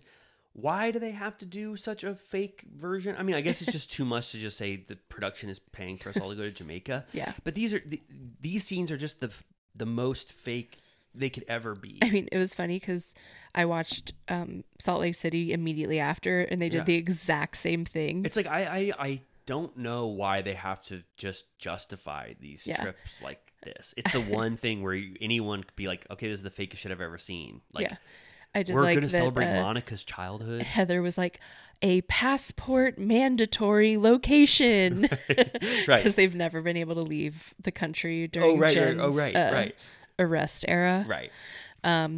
So yeah, I guess, So the cast is gonna go to Jamaica. It's a getting to know Paige trip. I guess. You gotta go and to everyone's invited. Everybody. Do you think Paige will like this Jamaica trip where the whole purpose of it is for everybody to get to know her?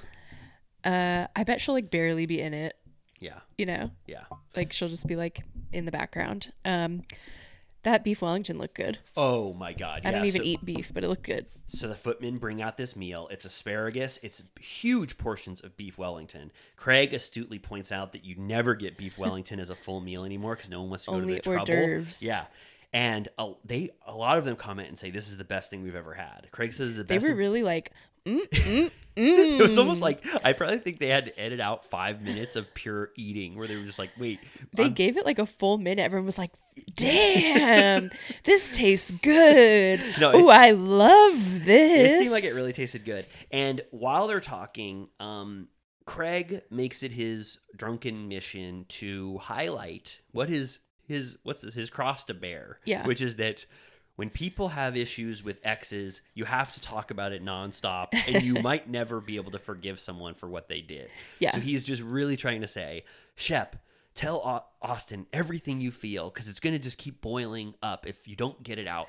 Right. I would have a hard time ever forgiving my friend for doing anything with Paige if it was on me. So just tell your true feelings. And Shep's like, I don't feel that way. Yeah. Right? And Austin was like, bro, you were on like a whiskey rampage. Yes. Right. Which Shep was. I mean, we talked about it. That was a full-blown rampage. Yeah. It's kind of like the way that this like I don't know, exploded or didn't. Like, it kind of just was unpleasant. And then Shep was like, I'm fucking out of here. Yeah, no, it never became a full-blown fight, which I didn't need it to be a fight. It could have just been them having fun and enjoying beef Wellington. It felt like Craig wanted to bring something up, which is something he's continuing to bring up. He's just like, how can you not feel the way I feel about this? I would feel horrible if someone tried to make out with Paige or whatever, like Whitney specifically did with Naomi. Right. You know? Shep, though... Was Whitney sitting down at the table? Yeah. Yeah. Oh, okay. Shep is like, I'm going to leave, which felt very premature. But then Craig follows him out and is sort of like giving him advice and is like, you should tell him how you feel or whatever. And Shep's like, do you think that I didn't? And I was like, oh, he actually cares what Craig is saying right now. No, it was like, he wants to know what's going on. Yeah, it was kind of sweet. And then they give Craig. He was like, Shep. I love you. Yeah. Craig goes, I love you. He goes, I know you do, buddy. And like they hug, and it was sweet. I mean, I think Shep's estimation of Craig has like skyrocketed since the beginning. But I feel like something was missing. I was like, why did he actually leave? I think the scene, like this dinner, fizzled out and didn't culminate in what they would think a coveted Patricia dinner would be. Rod also was just sitting there grimacing, going like, I'm gonna go in the back room and not be here. Like he was just really uncomfortable, which is not what you want. And he left too. Yeah, he left. Yeah, and he seemed like bummed out that this was what the night was like. And so I do think it was kind of like a flop. And Shep was like, okay, we did the whatever we needed to do here. I'm leaving. Yeah. It's shocking for Shep to leave a party early and not want to do cigar hour. Yeah, I know. Yeah. And they eat that baked Alaska. Yeah. And then also looked good. Craig and Austin want to continue the party journey, which I'm glad they did because it made something out of this party. They go to smoke cigars outside. Yeah. Horrifying to see Austin pee off the side of the terrace. I know. At Patricia's house. I know. And then they panned up and Patricia was watching. Did you see that? The lady in the window. But seriously, if and when she sees that, she's going to be disgusted. I know. Go to the bathroom. You're not... I understand, like, Kyle doing that in the snow or, like, at the rental property. Who gives a shit? Right. But, like, Patricia's house. Yeah, at least pee in the pool. God. Dear God. Yeah, you're right. He should have walked his ass to the bathroom, but he decided to go off into the hedges. And then Craig says, let's get down to goddamn business. Dude, this is where things get a little interesting. Craig goes, tell me, for God's sakes, what the hell actually happened? I'm tired of this, bullshit. And I think because now Taylor officially went back to Shep, it's like no holds barred. I'm saying what happened. Nothing matters anymore. Right. It's like, oh, it's over. I'm telling the truth. We find out. Get out your yarn wall because we need a timeline. I have a hard time keeping track. Oh, because the details are murky at best. What's the yarn wall? Like, on like Homeland when she is like trying to catch terrorists and puts all the details together. Oh, right. I've never seen Homeland, but now I know exactly what you're talking about. Or It's Always Sunny or whatever. You've seen it. Yes. Yeah. What are those called? I don't know. Yeah. You're right. Yarn wall. You're right. Yeah, your yarn wall. So we finally get our yarn wall scene. So we find out that Taylor instigated officially, and Austin was just a recipient of a makeout. Like, he was probably drunk as hell. They were jamming.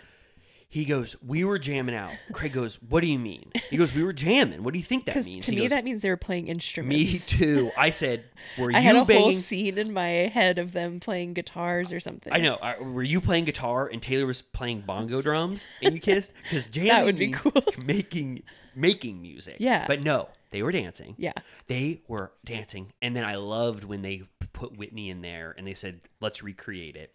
So Austin had his back to at his house. Taylor. Yep. And they were listening. We don't know what music. I don't even want to speculate. Shock me like an electric eel. And baby girl. Dun, dun. You got me like an electric eel. And then he went to turn back like, Taylor, did you see the dance move I just did? And the minute he looks back at her, Taylor goes, I'm going to make out with you so bad. Full-blown makeout. Yeah. But he says, again, so Taylor instigated it. To him, it meant so little, but he doesn't say this. He says, I don't want to say it meant nothing to me, but it didn't mean so much to me where I felt like it was worth talking about. Which, I don't know, I can kind of understand that a little more. A drunken, sloppy make out in the kitchen once, if that's true. Right. I sort of get why it doesn't rise to the occasion that everybody should talk about this. Yeah. Maybe. Yeah. And yeah, he says that at one point, because they bring up their chemistry, and he said Austin had chemistry with Taylor before Shep ever locked it down. They were at a place called the Commodore or something, and I think it could have been a choose your own adventure. She could have gone with Austin or Shep. So they were talking about how much they like to make out or something at the Commodore. There was sexual tension, and then I guess just Shep. The Shep energy beam was too strong. Got Taylor, but it could have just like as well. Chelsea round 2. Right, exactly right. And then Craig says, so you didn't sleep together. He goes, no, absolutely not, right? Yeah. And then he's like, so you guys were like making out in your bedroom. And he's like, no, it wasn't in my bedroom. It was in my kitchen. And he goes, I thought it was in New York. And he's like, no. And he's like, last time you guys said it was in New York. And he was like, he looks a little bit like he got caught. I got the opposite sense. I felt like he never said that detail of the story. We heard that from Taylor, and then when they show the flashback, Taylor said after New York. So this happened after New York. Yes, so I feel like Craig had what we thought. He has the same exact information that we have, which is just like we're confused. Right. And he just thought that was a detail. But Austin goes, I never said it was in New York. Like that, it wasn't in New York. So I think that we just like got led astray by what Taylor said. Right. Because then it was confusing. Yeah, her conversation with Olivia because Olivia went to LA after New York. There's just all these details that are hard to pin down. And then Craig wants to make it a little foggier by saying like, oh, but the sleepovers happened recently, which sleepovers don't necessarily mean that they did more, Right. But he wants to plant the seed of doubt so it's still mysterious. But I'm leaning towards Austin's. I felt like this was his chance to just fully be honest. And I think that this is what it's ultimately going to end up just being. Okay. You think more? I don't know. I'm kind of like over it. Yeah. I think you were over it like 2 or 3 episodes ago. So the fact that we're still talking about this, I do feel like that's what this scene was. Yeah. It was like the Austin part of this is over. Austin just said, put all his cards on the table. It's over. She instigated it, which was a huge like detail that we didn't know. Right. And then now it's going to be more the fallout of Olivia and Taylor because their relationship actually ultimately matters more. Yeah. But hopefully something else happens. Hopefully. Something fun. I think Jamaica. JT potentially jumping up as high as he can and headbutting Austin in the face. He could never jump that high. No, I think he tries. He does? Yeah, Craig puts out a stool and... I'm just kidding. No, I do think you're right. Yeah, maybe, I don't know. There is a fight, though, coming between JT and Austin, I think. Okay. You haven't seen that little tease? Was it in the Jamaica montage? Mm-hmm. Okay. Are they going to be in Jamaica next week? The first 6 minutes of the episode came out, and it was like Craig preparing for the trip. So I don't know if it's going to be at the end of this episode, and they'll probably do like a, to be continued or whatever. But I don't know. All right. Okay. I'm down. So are you still enjoying your Southern Charm ride, even though they keep talking about Austin and? I am. Okay. Good. I like it. All right. Yeah. Okay. So was that it? I think that was it. I think even though I loved everything about that British shit. Oh, we didn't talk about Patricia showing Shep a little bit of that cake that she had that she's keeping in the freezer. When is she going to eat that? Never. You don't think? I bet she'll sell it, like at auction upon her death. Oh, I think she should eat it with Whitney someday. Can you eat it forever? Yeah, as long as if it's in the freezer, yeah. For 30 years? I just thought that was of note. I thought it was sweet because it would have been really funny if when Shep said, can we eat it now? She said yes. That would have been wild. Yeah. I would love to see that. Okay. So anyway, I was just going to say that ultimately, this episode was probably the first one where I was like, it was mostly filler. And even the culminating dinner, which could have been way more powerful, was kind of a dud. Yeah. I agree. Right? Yeah. I mean, I'm sorry, Southern Charm. We tell you when, it's a powerful masterpiece. This just wasn't the best. What episode was this? This was, I think it's 10. Oh, okay. So that's like mid-season. Makes sense. Mid-season lull. And we're going to get so much fun out of seeing them all in Jamaica for Paige's Getting to Know You trip. For sure. Cool. All right. Salt Lake. Yeah. Do you want to talk about that? Let's do it. Okay. This is, I had the exact same critique of this as Southern Charm. Yeah. Some dud, flop, filler scenes that don't really culminate in anything. I'm going to use culminate again. And then ending with a scene which could have been better, like a huge event that took up most of the episode that could have been better. Yeah, I feel like they've been leading up in the previews to this Pioneer lunch for a long time. Yeah. I will say, just overall, Monica, to me, kind of flopped this episode. Yeah. I was not as happy with Monica. I thought her fight with Lisa at the end was like pretty lame of her. Yeah. And so I hope that this is like not a trend that continues, but like I was kind of bummed out by Monica this episode. At the beginning, so this episode's called If I Could Churn Back Time, and I was like, I wonder what that means. Oh, so you had no idea? No, I was like, how will that play? I only saw the title till after, so I already knew that the churning had happened. But butter. Yeah, so Heather wants to, well, this is another like completely contrived reason for an event, but she just wants to have a luncheon to honor all of her friends. I guess. She's like, it's April when Mormonism was founded. Let's have an April lunch. Yeah. And it is, I mean, I love Heather more than anything, but it is silly a little bit. Like Whitney says that you like, why are we recreating anything about Mormon history? Like, why do you want to be, right? Yeah. I mean, why do they have an après ski party? Why do they have like anything? Well, but this one for Heather to be the one who created this event, right? It's like, what are you? I guess I don't know. Why are you doing anything? What, like, it's not celebrating, but I guess revolving around Mormon culture, right? Yeah, it was weird. Yeah. Okay. Monica gives us some background. She's showing her daughter her prom photos. She talks about her history of visiting Bermuda, which I was like, oh, okay, well, that they're clearly telling us that for a reason. She said that her mom ripped up every single photo of her dad when he left, so she has no idea what her dad looks like. And he has since passed on? I don't know. I don't know if she knows. Okay. And then she gave her daughter, I guess her daughter's dad also, or she left, so they don't have a relationship with him, but she gave her daughter a photo album with photos of him so that she wasn't perpetuating that. So I don't know. It was trying to, humanize a little bit. Yeah, I thought it was, I don't know. Yeah, I feel bad talking about the scene. I don't know. It was okay. It was good to know a little bit more about Monica, I guess, right? I feel like I'm already, from everything I'm hearing in the real world, like preparing my seatbelt for her complete annihilation. I think so too. So I'm like, I don't care about this. I think you're right. I'm what's that called? I'm like trying to shield bracing myself for impact.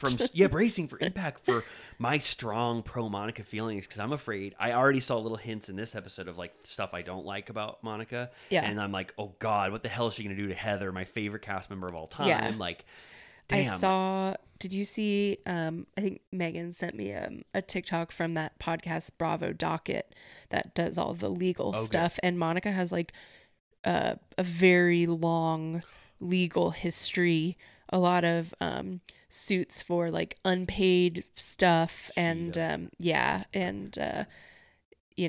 she's living above her means. I think so.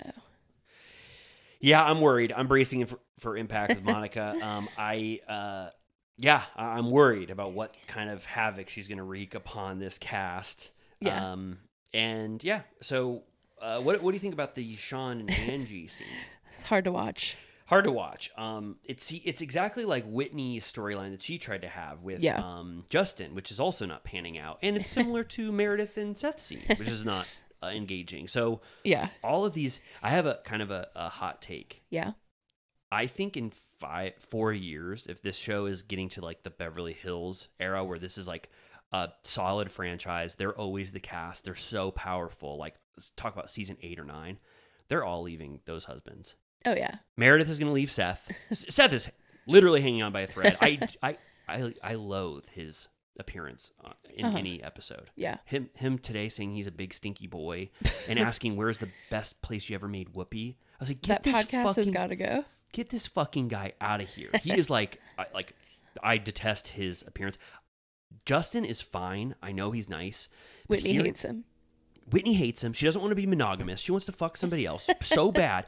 And hearing their I want hearing that he was fucking her in under his desk at his job. I'm like, God damn, what the hell is going on? Jail. Cheating on his wife by fucking one of his employees while the HR person was in the room. I'm like, that was a I don't need to hear that moment I've ever heard in my life. It's like, get Justin out of here. Who's the other husband? I love Lisa Barlow's husband. He's fine. Okay. He's just, I mean, I could see Lisa leaving him, but I like John Barlow. I'm fine with him. Okay. He's like, he just seems like a solid man who cries about how much he loves his children. He seems sweet. I'm fine with him. Who are the other husbands? Sean. Well, I don't know. I actually think Sean and Angie probably have longevity. I don't know. You do? Yeah, I guess you're right. I can imagine Angie leaving. Who else is there? And Heather doesn't have it. A husband. Okay, so yeah, I feel like these are husbands that are not long for this world. Once they get more powerful and can choose basically anyone in the world, these husbands are hitting the dustbin. Yeah, they're all lame. Yeah, I mean, it was clear. So Angie and Sean have this awkward lunch or whatever here, and she's giving him shit for listening to country music, and they're both just saying that both of them are annoying and that they don't spend time together. That was weird that was her position, or like her piece of evidence that they're not doing well. He's like, I've always listened to country music. Yeah. And he goes, I don't like that you listen to the Humpty Dance. I was like, is it the Humpty Dumpty Dance? I don't know. I'm out of the loop on that one. Yeah, this scene was not engaging, and I'm starting to like Angie more, but scenes like this are not evidence that you can sustain longevity on these shows if you can't be engaging on your own. Monica, say what you will about whatever she did in that scene with the prom queen photo album, it was twice as compelling as anything Angie could even try to create. When Angie then later gets drinks or whatever with Whitney, they're talking about commiserating about their marriages flopping or whatever, and Whitney's like, I mean, how often are you guys having sex? And Angie's kind of like, I was like, first of all, mind your business. Second of all, Angie's like, I mean, we're struggling to get together once a week. And I was like, get together? Like, I'm like, you guys haven't fucked in like 3 years. Yeah. Be real. Oh, yeah, she wanted to say once a week as if like that was the most egregious That's example. the like housewife standard. Totally. You're right.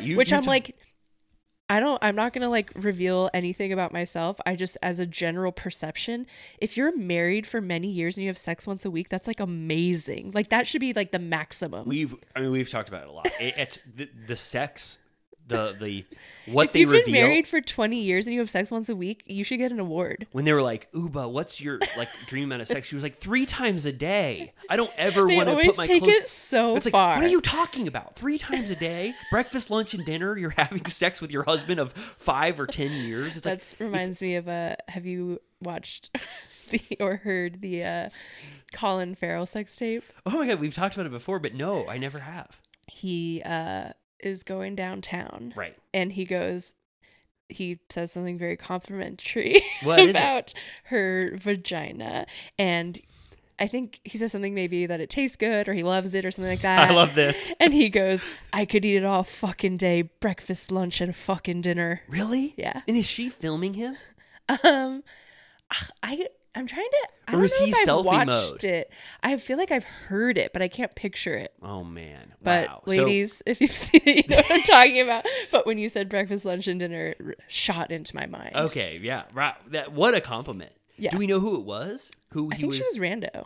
Oh, I could be wrong, but also Britney Spears had a great run with him that she mentions in her book. Really, with Colin Farrell? She said they like went hard. Oh, really? Yeah. 2 flames in the night. Yeah. Amazing. Well, yeah. So what? Okay. Yeah. So what we've said before, if you've never listened to us, is that one thing cast members love to lie about is how passionate their sex is, and if there's ever a drought that they'll admit, they'll say something like only once a week, only 3 times this week. It's like that's like if I'm gonna do anything on this earth, I'm going to dispel this mockery. You're right. I like Lisa and Ken, where Lisa says we never have sex. They do the opposite. I think they fuck way more than she says.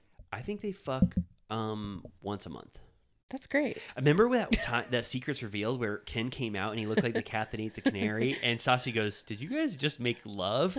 And Lisa blushes and Ken blushes. He goes, you caught the nail right on the head there. You remember that? Yeah, that was great. That was awesome. That was They were just like post-coitus. That was better than Secrets Revealed. It should have, you know. Definitely main feed. Shouldn't have been on the cutting room floor. So these are snooze fest scenes. I did like when Heather invited Lisa to her house. Yeah. And to court her. Oh my God, Lisa's car got fucked up. Oh. It was so much worse than I ever thought. Yeah. It looked like in Grease when the car has like the claw that comes out of the side and rips up the side. Exactly. Which I can't believe they allowed that in that street racing scene in Grease. That should have been completely illegal. Illegal. That was awful to ruin the car like that. But yeah, she hit the shit out of that rock. Heather goes, I'm going to get rid of that rock for you. Or, you know, like, but other than that, Heather is really, I like Heather's courting of Lisa. Yeah. I like that she values Lisa as a friend. Lisa obviously values Heather as a friend. And this was like, you know, please forgive me for the jack shit. Yeah. The I Wendy's. love you. Wendy's, shortbread cookies, I think it was. And gives her a warning, which she didn't need to because it's a cast trip. Right. That Monica is doing this Bermuda shit or whatever, and obviously she's gonna go. But like the Lisa clip from the night before was so kooky.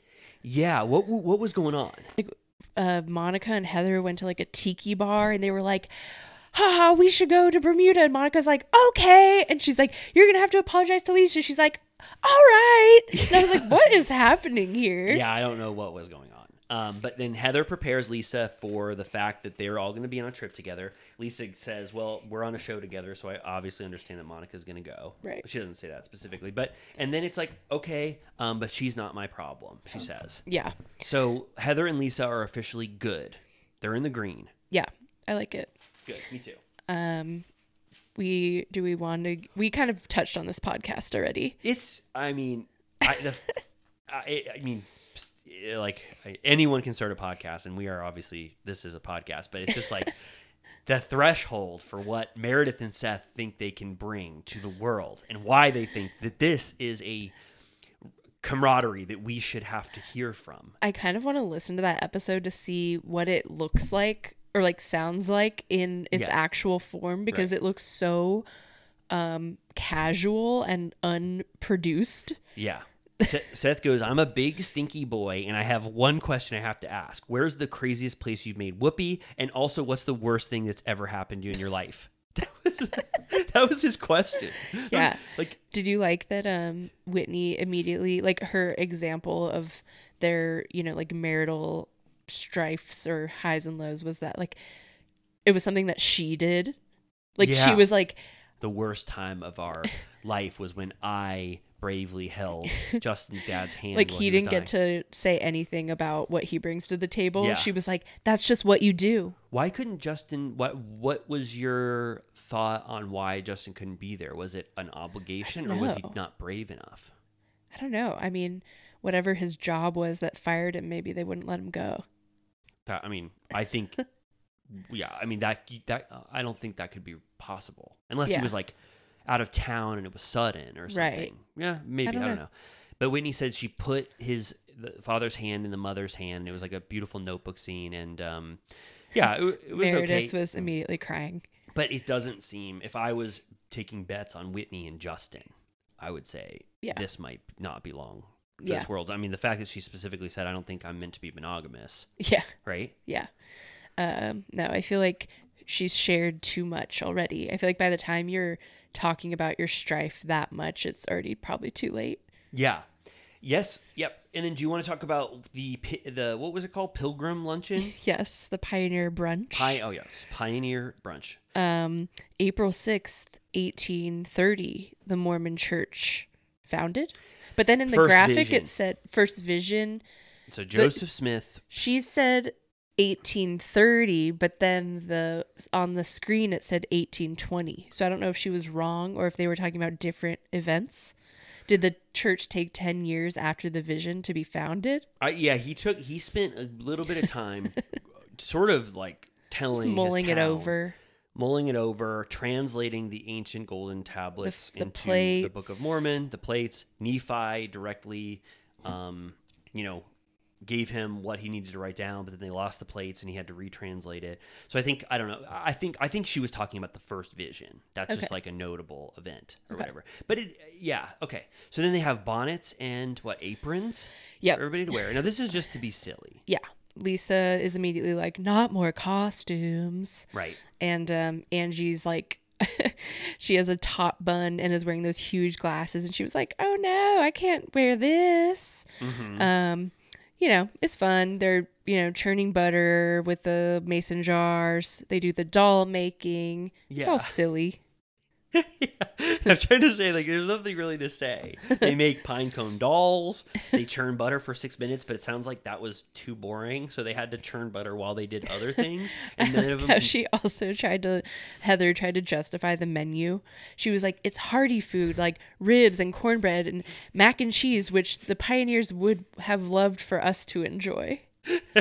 Yeah, and then Lisa says, I'm only a quarter of the way through the Book of Mormon, but I don't remember them talking about mac and cheese or ribs before. I do like that she's reading the Book of Mormon. Yeah, actively. Making her way slowly through. Yeah. So they do, those little activities or whatever. Then can I just say Heather does the worst thing you can ever do, right? She plays a stupid goddamn game. A stupid Did she think game. This was going to go well? No, they know it's not going to go well. It's like a Who do you throw off your wagon?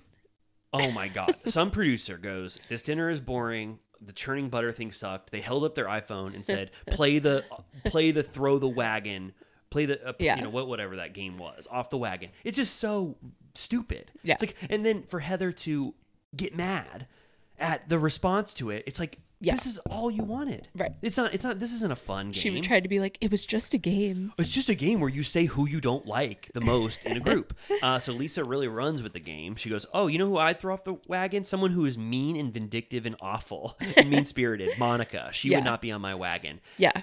Monica, this is where I was like, ooh, Monica, I don't like this look. She starts to do the imitation of Lisa's voice twice, 2 different versions of it. And it made me think what you said last week, where it's like, ooh, Monica, these comebacks are like a little lame. And you said it last week. You were like, she's kind of doing, I know you are, or what is that? I know you are, but what am I? But what am I? Like this, she didn't have a lot of energy. She did okay in the last fight, but she did resort to some really stupid stuff. This one was like, ooh, she was like, you're ugly. Neener. You're ugly. She's calling someone ugly. I know. It's like, oof.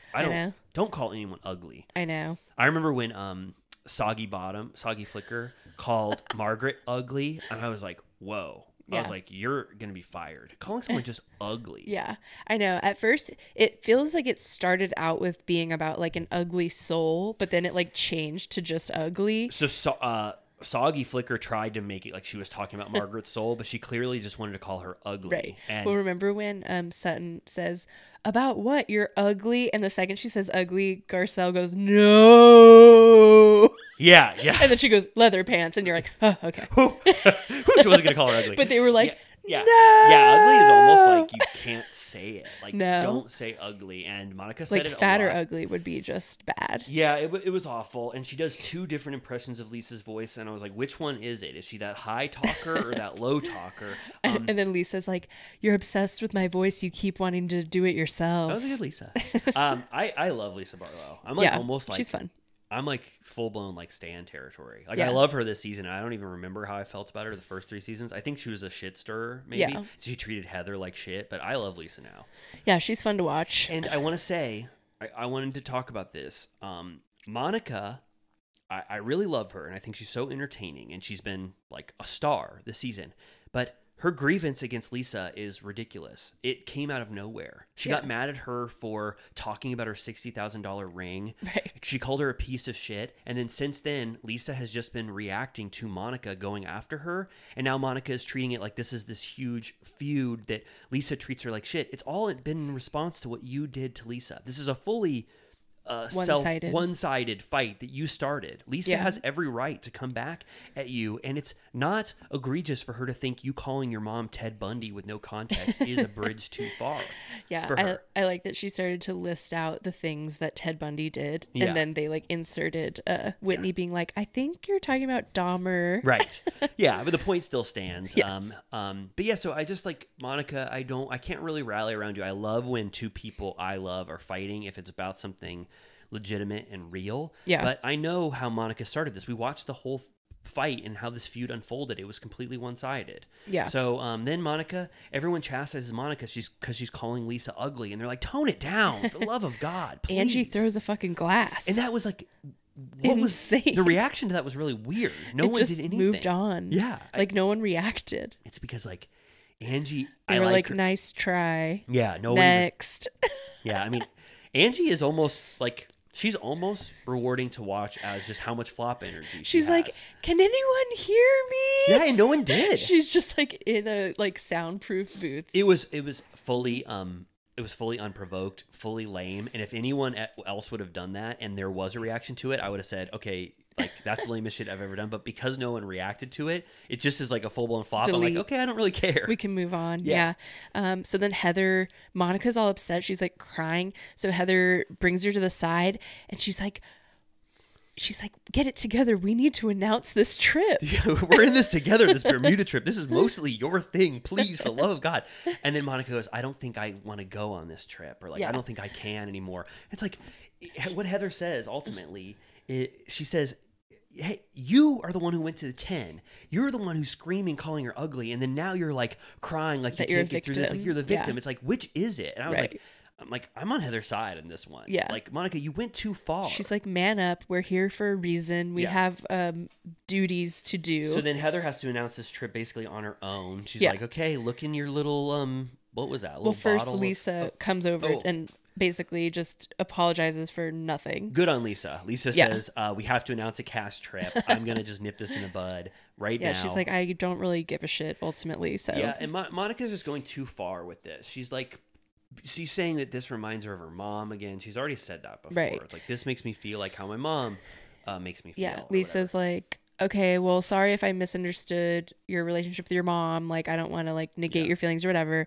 And then Monica's like, sorry, I called you ugly. Yeah.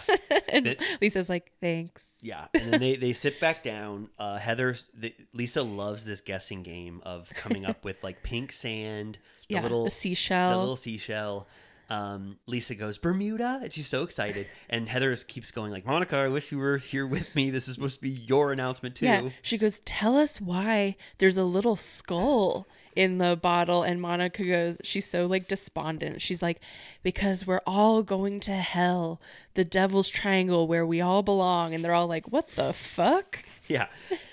Yeah. And Heather goes, where's fun, Monica? Right? Yeah. And she goes, she's dead. You all killed her, right? Like Taylor Swift said. And then Heather rightly chastises Monica and says, what? I can't get a sense of your energy. What is happening here? You went 10 out of 10 against Lisa, calling her ugly for almost no reason. And now you're like withdrawn, despondent. You're saying you're not going to go on this trip.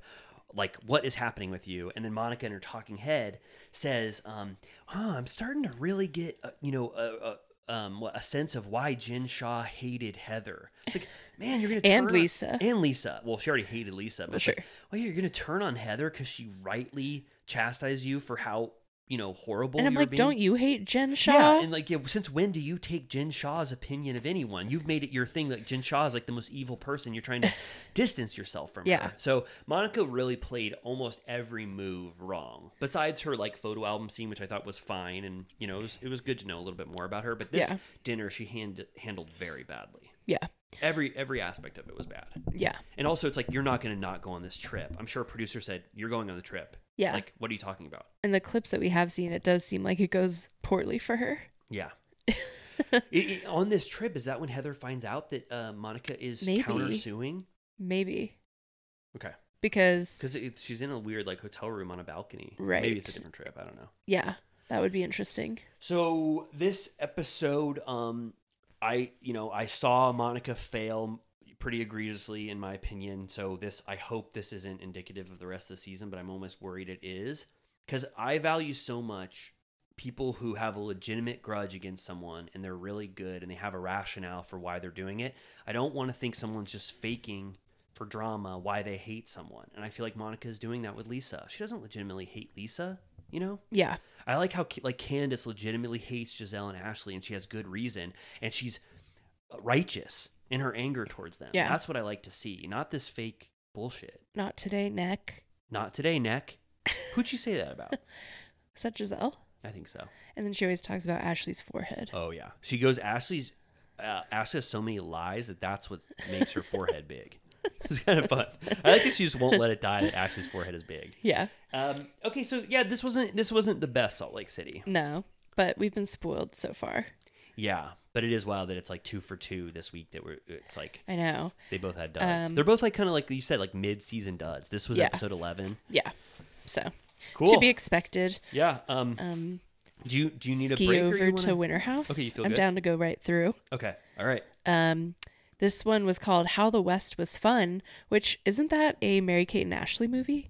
Yeah. It's I thought that too. It's like one of the easiest puns to do. I was thinking there's probably another Housewives episode that's called that. There has to be. Yeah. Lazy. They really, like, I don't know who writes these titles, but like I think someone with just 30 more minutes to think about it could do a better job than any of these titles. I mean, even a Royal Reckoning, like I liked Royal in it, but it wasn't the best title. Yeah. Okay.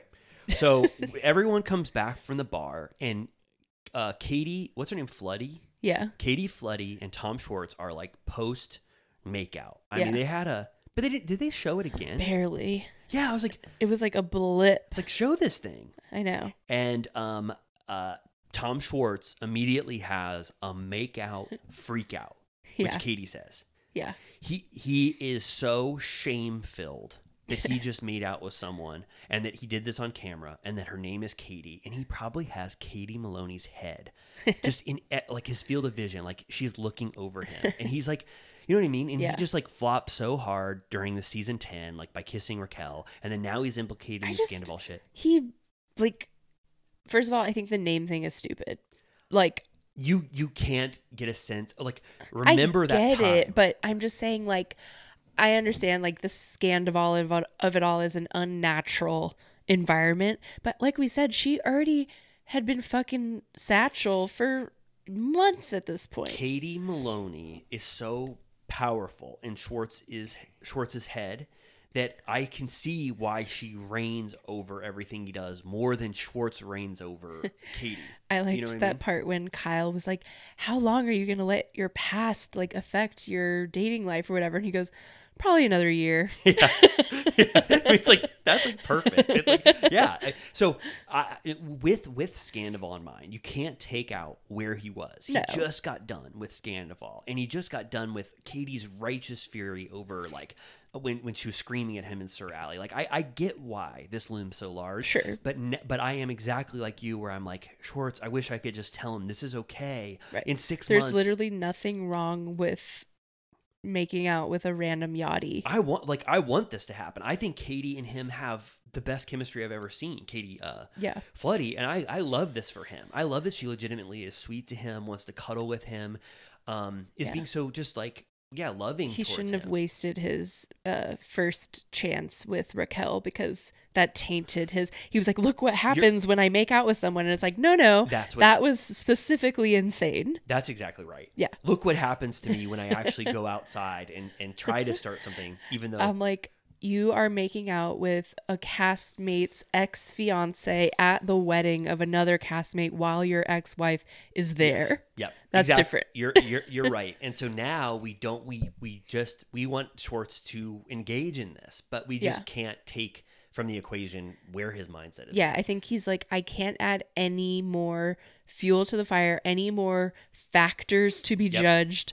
He's like, I need a clean slate walking into this reunion because I can't have one more thing that people are mad at me about. Yep. So he goes into his room and sort of like just checks out. I don't know how drunk he is. I felt bad for her.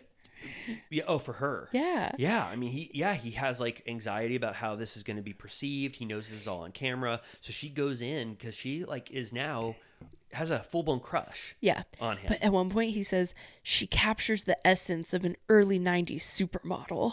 Yeah. It's like, whoa. Yeah. And then she is sort of like, she's still trying to party, but she also just wants to be with him, you know? Did you like that so he's again saying, her name is Katie, I can't do that. And they roll a 2014 Vanderpump Rules clip, which we just watched on the Patreon, which I didn't even remember that when he admits to the makeout to Katie Maloney, she goes, what's her name? And he says her name is Kate. Oh, it was? Oh yeah, Katie. I thought it was Katie. I watched it like twice, and it was a little hard to tell if it was Kate or Katie. But either way, her name was Katie. But yeah, I mean that's another validation for why he just does not want to do anything with But I was like, we just watched that and I didn't remember that. Me neither. I did not remember.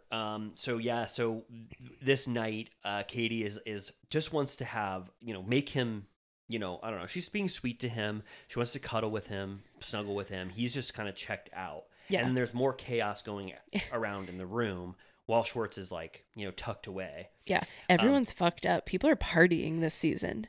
People were partying, and this after bar party lasted a really long time, like almost half the episode. Mm-hmm. And another major thing that's happening is that Danielle is drunk as a skunk. Oh God! And she is vocally saying that she cannot watch Alex flirt with Jordan, and she's saying it out loud, like she's saying, "Enough of that. Yeah, don't do that anymore." And then she's like, let's. She basically says, "Let's fuck." She's like, when are we gonna have sex tonight or whatever? And Should we just call it and fuck? Yeah, and he goes, "I just want to party," and I was like, "Ouch." That's an ouch. And so she's basically saying, "Let's do what we love to do and fuck each other." And he's like, "I'd rather see what else is going on in the house, and I don't want to do that." Yeah, she's spurned by that. She goes outside. He clearly only follows her because he's like, "Oh God, I guess it's my responsibility to deal with this." Yep. And she's like, I won't be disrespected. You're not allowed to fuck anyone else in the house. Now, yeah. Now, he says, you had sex with me and no one else. Now, that's a condition that she just put on, right? Yeah. I mean, right? I'm like, I give Danielle a lot of the benefit of the doubt, but that is not how she set this up when they had sex. Sure. I mean, I get, like, it's not like they're actually in a relationship, but I do understand, like, you can't have sex with two people in the same vacation house. Okay, but do you think Alex went into having sex knowing that? I think it is a little crazy to think you can fuck two people in the same group. Okay, but Danielle didn't say that at first, and she treated it like she was talking about how he loves Jordan. She knew that she was like a second option or someone else that he was considering. Sure. And then she was trying to be like, I'm just having this fun, loving vacation where I'm free to fuck anyone. Sure. And then But don't you feel like the rules of the summer and winter house are usually you choose a mate and you fuck the one? Is there precedence of someone fucking two people in the house? I mean, I'm sure Kyle did it in the early seasons before Amanda. But not like Carl a did it. Person that is staying in the group. Like, bringing someone into the house is different than one of the main characters. Okay, but what in society is this a rule in society or a rule for the show? Because both. Okay, all right. I guess I'm being devil's advocate maybe, and I'm not like championing Alex. I'm just saying that if I was thinking about Alex's mindset, he went into fucking Danielle as this is spring break energy. I think it'd be different if they went out to the bar and he went home with a girl at the bar. I think she still would be pissed, but I think that's different than also fucking another castmate. Okay. All right. I'm just saying, I guess, I'm trying not to be like. But she was being unreasonable generally. Yeah, because then she says, she goes, sex with me or no one else. And he goes, well, I didn't know what we're getting into, or this is getting kind of complicated. He said, you're outwardly saying to me and Jordan that like we can't talk or whatever. And she goes, I never said that. You're putting words in my mouth. What you're not going to do is make this like I'm saying something about someone else. And she gets up and like pissed. And it's like, Danielle, she said that exactly. Well, she was also like blackout. I know. Like it just didn't make sense. This was a drunken fight. Totally. This was just a drunken fight that went. It's like too not far. worth thinking about too deeply because she was in the Sutton mode. Yes. Of you're in the great beyond. We cannot reach you any further. Yeah. So whatever. And then she ends up just being like, she texts him and goes, "Let's just drop this. Come into my bed." Yeah. So it's like you're right. It didn't mean a lot to Danielle. She was just going through all the range of emotions that someone would go through when they're drunk and potentially jealous. Yeah. So yeah, everyone meanwhile is like partying in the house. Corey does a backflip. Schwartz keeps checking his phone because like Scandival is unfurling on his phone, right. And Katie's like, "Stop! You don't want to know what's going on." And then we learn. I mean, we didn't get to this yet, but we learn that he has to go back in the middle of the trip to check on the bar. So does he come back? I don't know. That seems crazy. Yeah. And then Amanda intercepts Alex to talk about what had just happened with Danielle. And then every time they cut to Danielle, she's muttering in the halls. Like, she's like, God damn it, motherfucker, not gonna do me like that. I wish I could punch something right now. I'm gonna punch something. So what else? I mean, then Katie chugs olive oil on accident because she thinks it's booze. But then her and Tom snuggle. He says, he's like, I've lost my mojo. And she's like, I don't want mojo. Like, I don't care. And she's like basically begging him for attention. Like, I don't think she comes off pathetic because it's clear that he likes her, but it's like a bummer that he's making her work so hard for just a small amount of affection. Yeah. I mean, he is just, I mean, I don't think she understands his mental state and just thinks that if this was a natural, normal trip, this is what would happen. And she's also drunk to where it's like, I just want to cuddle with the person that I like. And she knows that he's sort of open to it. But yeah, he's not giving her anything. No, he's like facing the other way. And she's like clawed onto him from behind. Yeah. And she leaves at like 5 a.m. Yeah. Same as Alex, because Danielle's like, come on in. And then he gets there and she's like, and he goes, fuck this. Yeah. Then they wake up, right? Yeah. And then they're all like, Amanda, you weren't fucked up. Can you tell us what happened? And she was like, you were drunk as hell. Like, it doesn't matter. Like, fuck it. And Danielle's like, great. Sounds good. And it turns out they've invited everyone they've ever met in town to this Wild Wild West party. Now, who are these people? Who have they met in town? Townies. Did they just give an open invite? They invited people at the cowboy shop. Yeah. They invited people at the bar. Right. The restaurant. Right. They also show that at one point Casey bit Malia's ass. Yeah. And I'm a little scared. Casey does kind of have fangs. Yeah. She has like a little bit of a Nosferatu bite. I like Casey. And Casey and Brian went to the bathroom and pissed in front of each other. Yeah. Do you like Casey? No. Really? Not At really. all? No. Oh my God. I'm like, next. Oh my God. She has Corey energy, but female. Okay. It's too much for me. Well, okay. I guess I'll say I don't know fully her true persona, but you don't think her biting ass and calling Sam trash and you don't, okay. All right. I understand. Okay. Maybe the jury's still out for me on Casey. Yeah. I'm just like, we'll see if she returns. I feel like she's a one-hit wonder. Okay. It's very possible. Do we have to talk about the shopping trip that they do? Let me see here. Well, it was notable for one thing, unless, you want to... Danielle's jacket and then Schwartz's gift. Yeah, Schwartz buys Katie turquoise earrings. Yeah, little cowboy boot earrings. Yeah, they're like $300. That's like very generous. That was really sweet of him. Yeah, that store was expensive, but I was glad that Danielle bought that jacket because I thought it was really cool. Oh, what did it say on it again?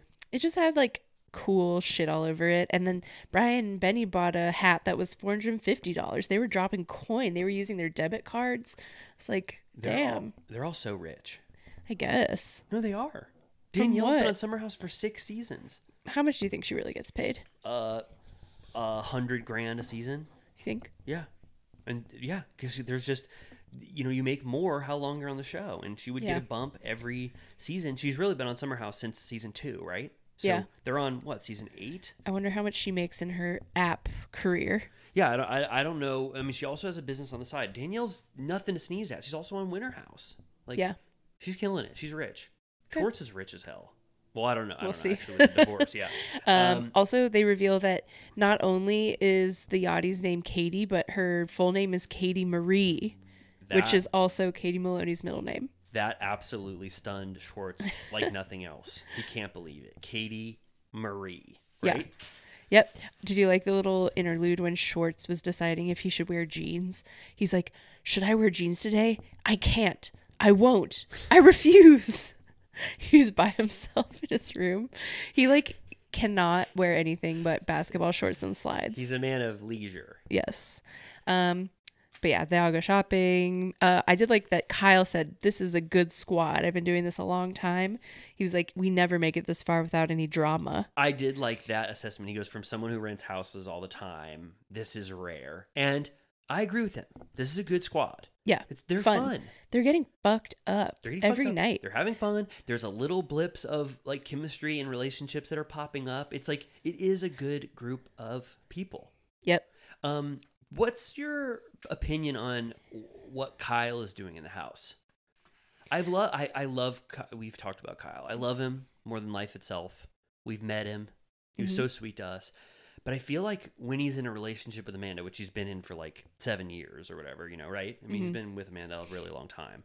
I feel like his role is sort of nebulous in the house, right? Because it's like... He's almost like the producer plant. Yeah, we talked about that. He's like, he needs to like check in. He wants to make sure that Katie Floody and Tom Schwartz are making out. He wants to make sure that Brian has gotten to make out with someone, but he's not in the mix a lot. And I wonder if it's because he feels like with Amanda, he can't, I don't know if it's like because of his relationship, or is it because we get so much drama and satisfaction from when people start to like kiss other people. And so we can't really tolerate single people in this environment.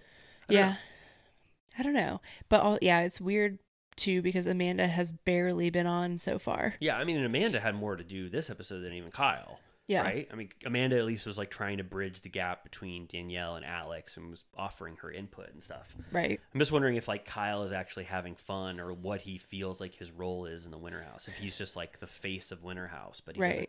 Well, now they're even adding more people, so he's even more diluted. Like they added Riley last week, Jason came this episode, and then Aisha. Yes. Aisha, I think. Which I realized, I think when Katie was first joined, I thought she was Aisha because I had watched an Aisha season of Below Deck, and they look the fucking same, and they sound the same. So I watched an Aisha season of Below Deck Med, but I don't think they look alike. But I never met Katie. They look like sisters at least. You know what? I don't concur with you. Okay. Is there room for us to not agree? I think it's like the accent. They have a similar smile, they're like the same build. Okay, can we put it to the little turtle cuties? Yeah, what do you guys think? Hashtag team Katie and Aisha. And their Eskimo sisters. Oh, because they both made love to that man, Jack. Yeah. I'm on the season of Below Deck where Jack is first being introduced with Aisha. And Katie got the tattoo. Yeah. Okay, hashtag look like sisters or hashtag not at all? Never seen her. What's that? Hashtag what? Hashtag look like sisters. Hashtag not sisters. Not sisters. Okay, that's really good. 2 hashtags. All right, I don't think they look alike, but people might agree with you, Amy. I think it's possible. So then they have a cowboy party. They invite a bunch of locals. Big turnout. It's like Summer House. Would you have gone? Yeah. Me too. What was going on when that Riley person has not done anything or said anything? It seems like she got too drunk the first night and just went to bed, and then she didn't say anything this episode, barely. And then some guy with long blonde hair just goes up to her and makes out with her. Was that just like, was he just confident and wanted to make out, or did she know that man? I don't know. Jordan said it was like the Twilight Zone meets Yellowstone. Who said that? Jordan. Wow. Okay. Wow. Also, at one point, Schwartz to Katie goes, "I don't trust you." He goes, "There's no Cointreau in a margarita." I'm like, you own 2 bars, bro. I know. Why don't you know that? I thought he was being facetious. No, he was like fighting her on it. And she goes, "I make cocktails for the top 1%. Cointreau is the essential ingredient to make the best margarita. Like, there's only a few ingredients, and that's one of them. And some would say the most pivotal. Triple sec?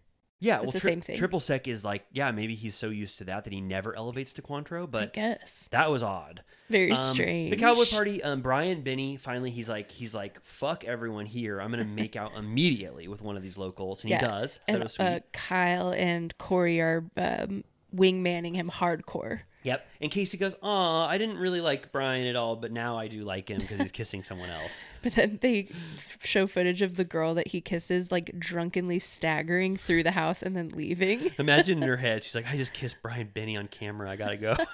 I know. I felt like the way they kept putting their hats in front of their faces was because she was like, "I don't want to be on camera." Yeah, and I think she had some also make out, freak out post that. Yeah. And he goes to the bathroom. She's nowhere to be found. Yeah. Right? And then Schwartz visits the Yachty's room, and they're all kind of just gabbing.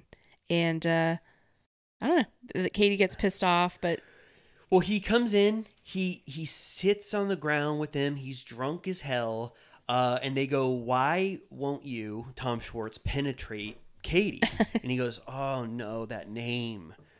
don't call her Katie, right? Drunkenly he goes, don't call her Katie. And then Katie goes, man, that's my name. Why are we going to make it about my name all the time? And she leaves, sort of upset because it's like he can't get over, like you said, he just can't get over this name hurdle. Like if she was named anything else, he could possibly penetrate her, right? Yeah. Well, what do you think they do next week? Why? What in the bathroom? Oh, I mean, I think he didn't want to be like a cat that ate the canary on camera. I'm going to make sure I say that 3 times in an episode and actually be outwardly making out. So they have to go in there. They appear to be on the floor. Why? If you look closely in the mirror. Oh, wow. I didn't look in the mirror. Yeah. Okay. Fucking on the bathroom floor in like a guest room bathroom sounds awful. You think they fuck? I don't know. Why are they doing down there? I thought he wanted to have unencumbered, uninhibited. Why did she throw her bra out? I thought that was just maybe a bra that was hanging in there. Oh. So she needed it out? We'll find out next week. Or maybe they were just getting comfortable, like Olivia. She just wanted to take her bra off. You know what? I think someone actually on one of the panels said that Schwartz fucked. Really? I'm almost positive on one of the panels at BravoCon, someone said Schwartz made love to someone and he goes, hey, don't spoil it or something. So I think you're right. I can't wait. Okay, well, I feel it's post-Thanksgiving, right? Yeah. Everyone was full when they listened to this. They're probably groggy and logy, like post-turkey, tryptophan. Do you think, did this bring post-Thanksgiving joy, what we did here today? I think so. People might be driving home from a visit. They need entertainment.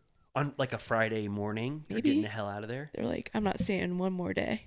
Okay. Well, I think you're right. I think there's so many different scenarios, of when they could be listening to this. It's possible that at Thanksgiving dinner, one little turtle cutie said, I want to say what I'm thankful for. And they played Turtle Time. For their family? For the family. If you're doing that right now, we want to say to the little turtle cuties and your family, we love you so much, right? We love you. We're thankful for you. That's what we're thankful for. This year, I am fully only thankful for our little turtle cuties and our Villa Rosa VIPs who mean the world to us, right? Yes. Did we even though these episodes were kind of lackluster, did we do okay? I think so. Like what? Like a 2 out of 10? 2 out of 10? You think it was bad? 9 out of 10. Whoa. Okay, you think it's good. Okay. 5 out of 10. I think somewhere in the middle lies the truth, right? I think a B+. Okay, good. Yeah, I mean, there was a lot of movie talk just because there was no Bravo news. And in these episodes, there was still some joy to be had, but it was kind of Winter House was great. Yeah. Winter House is always good. Yeah. Hopefully I will have seen Killers of the Flower Moon by next episode and we can really dig deep. That would be so fun. Let us know if you liked our Leo DiCaprio talk in the beginning. And no matter what happens, we hope you had a wonderful Thanksgiving weekend, and then we'll see you back next Friday. Yep. And we'll be on the road towards Christmas and Hanukkah. Crazy. Right? Crazy. And our birthdays. And our birthdays. Yep. That's going to be so fun. Okay, well, we love you more than anything in the world. Any last words to say to our little turtle cuties? Just that we love them. Okay. No one has ever loved you more than Amy and I. Sleep good tonight, and we'll see you next week. Bye.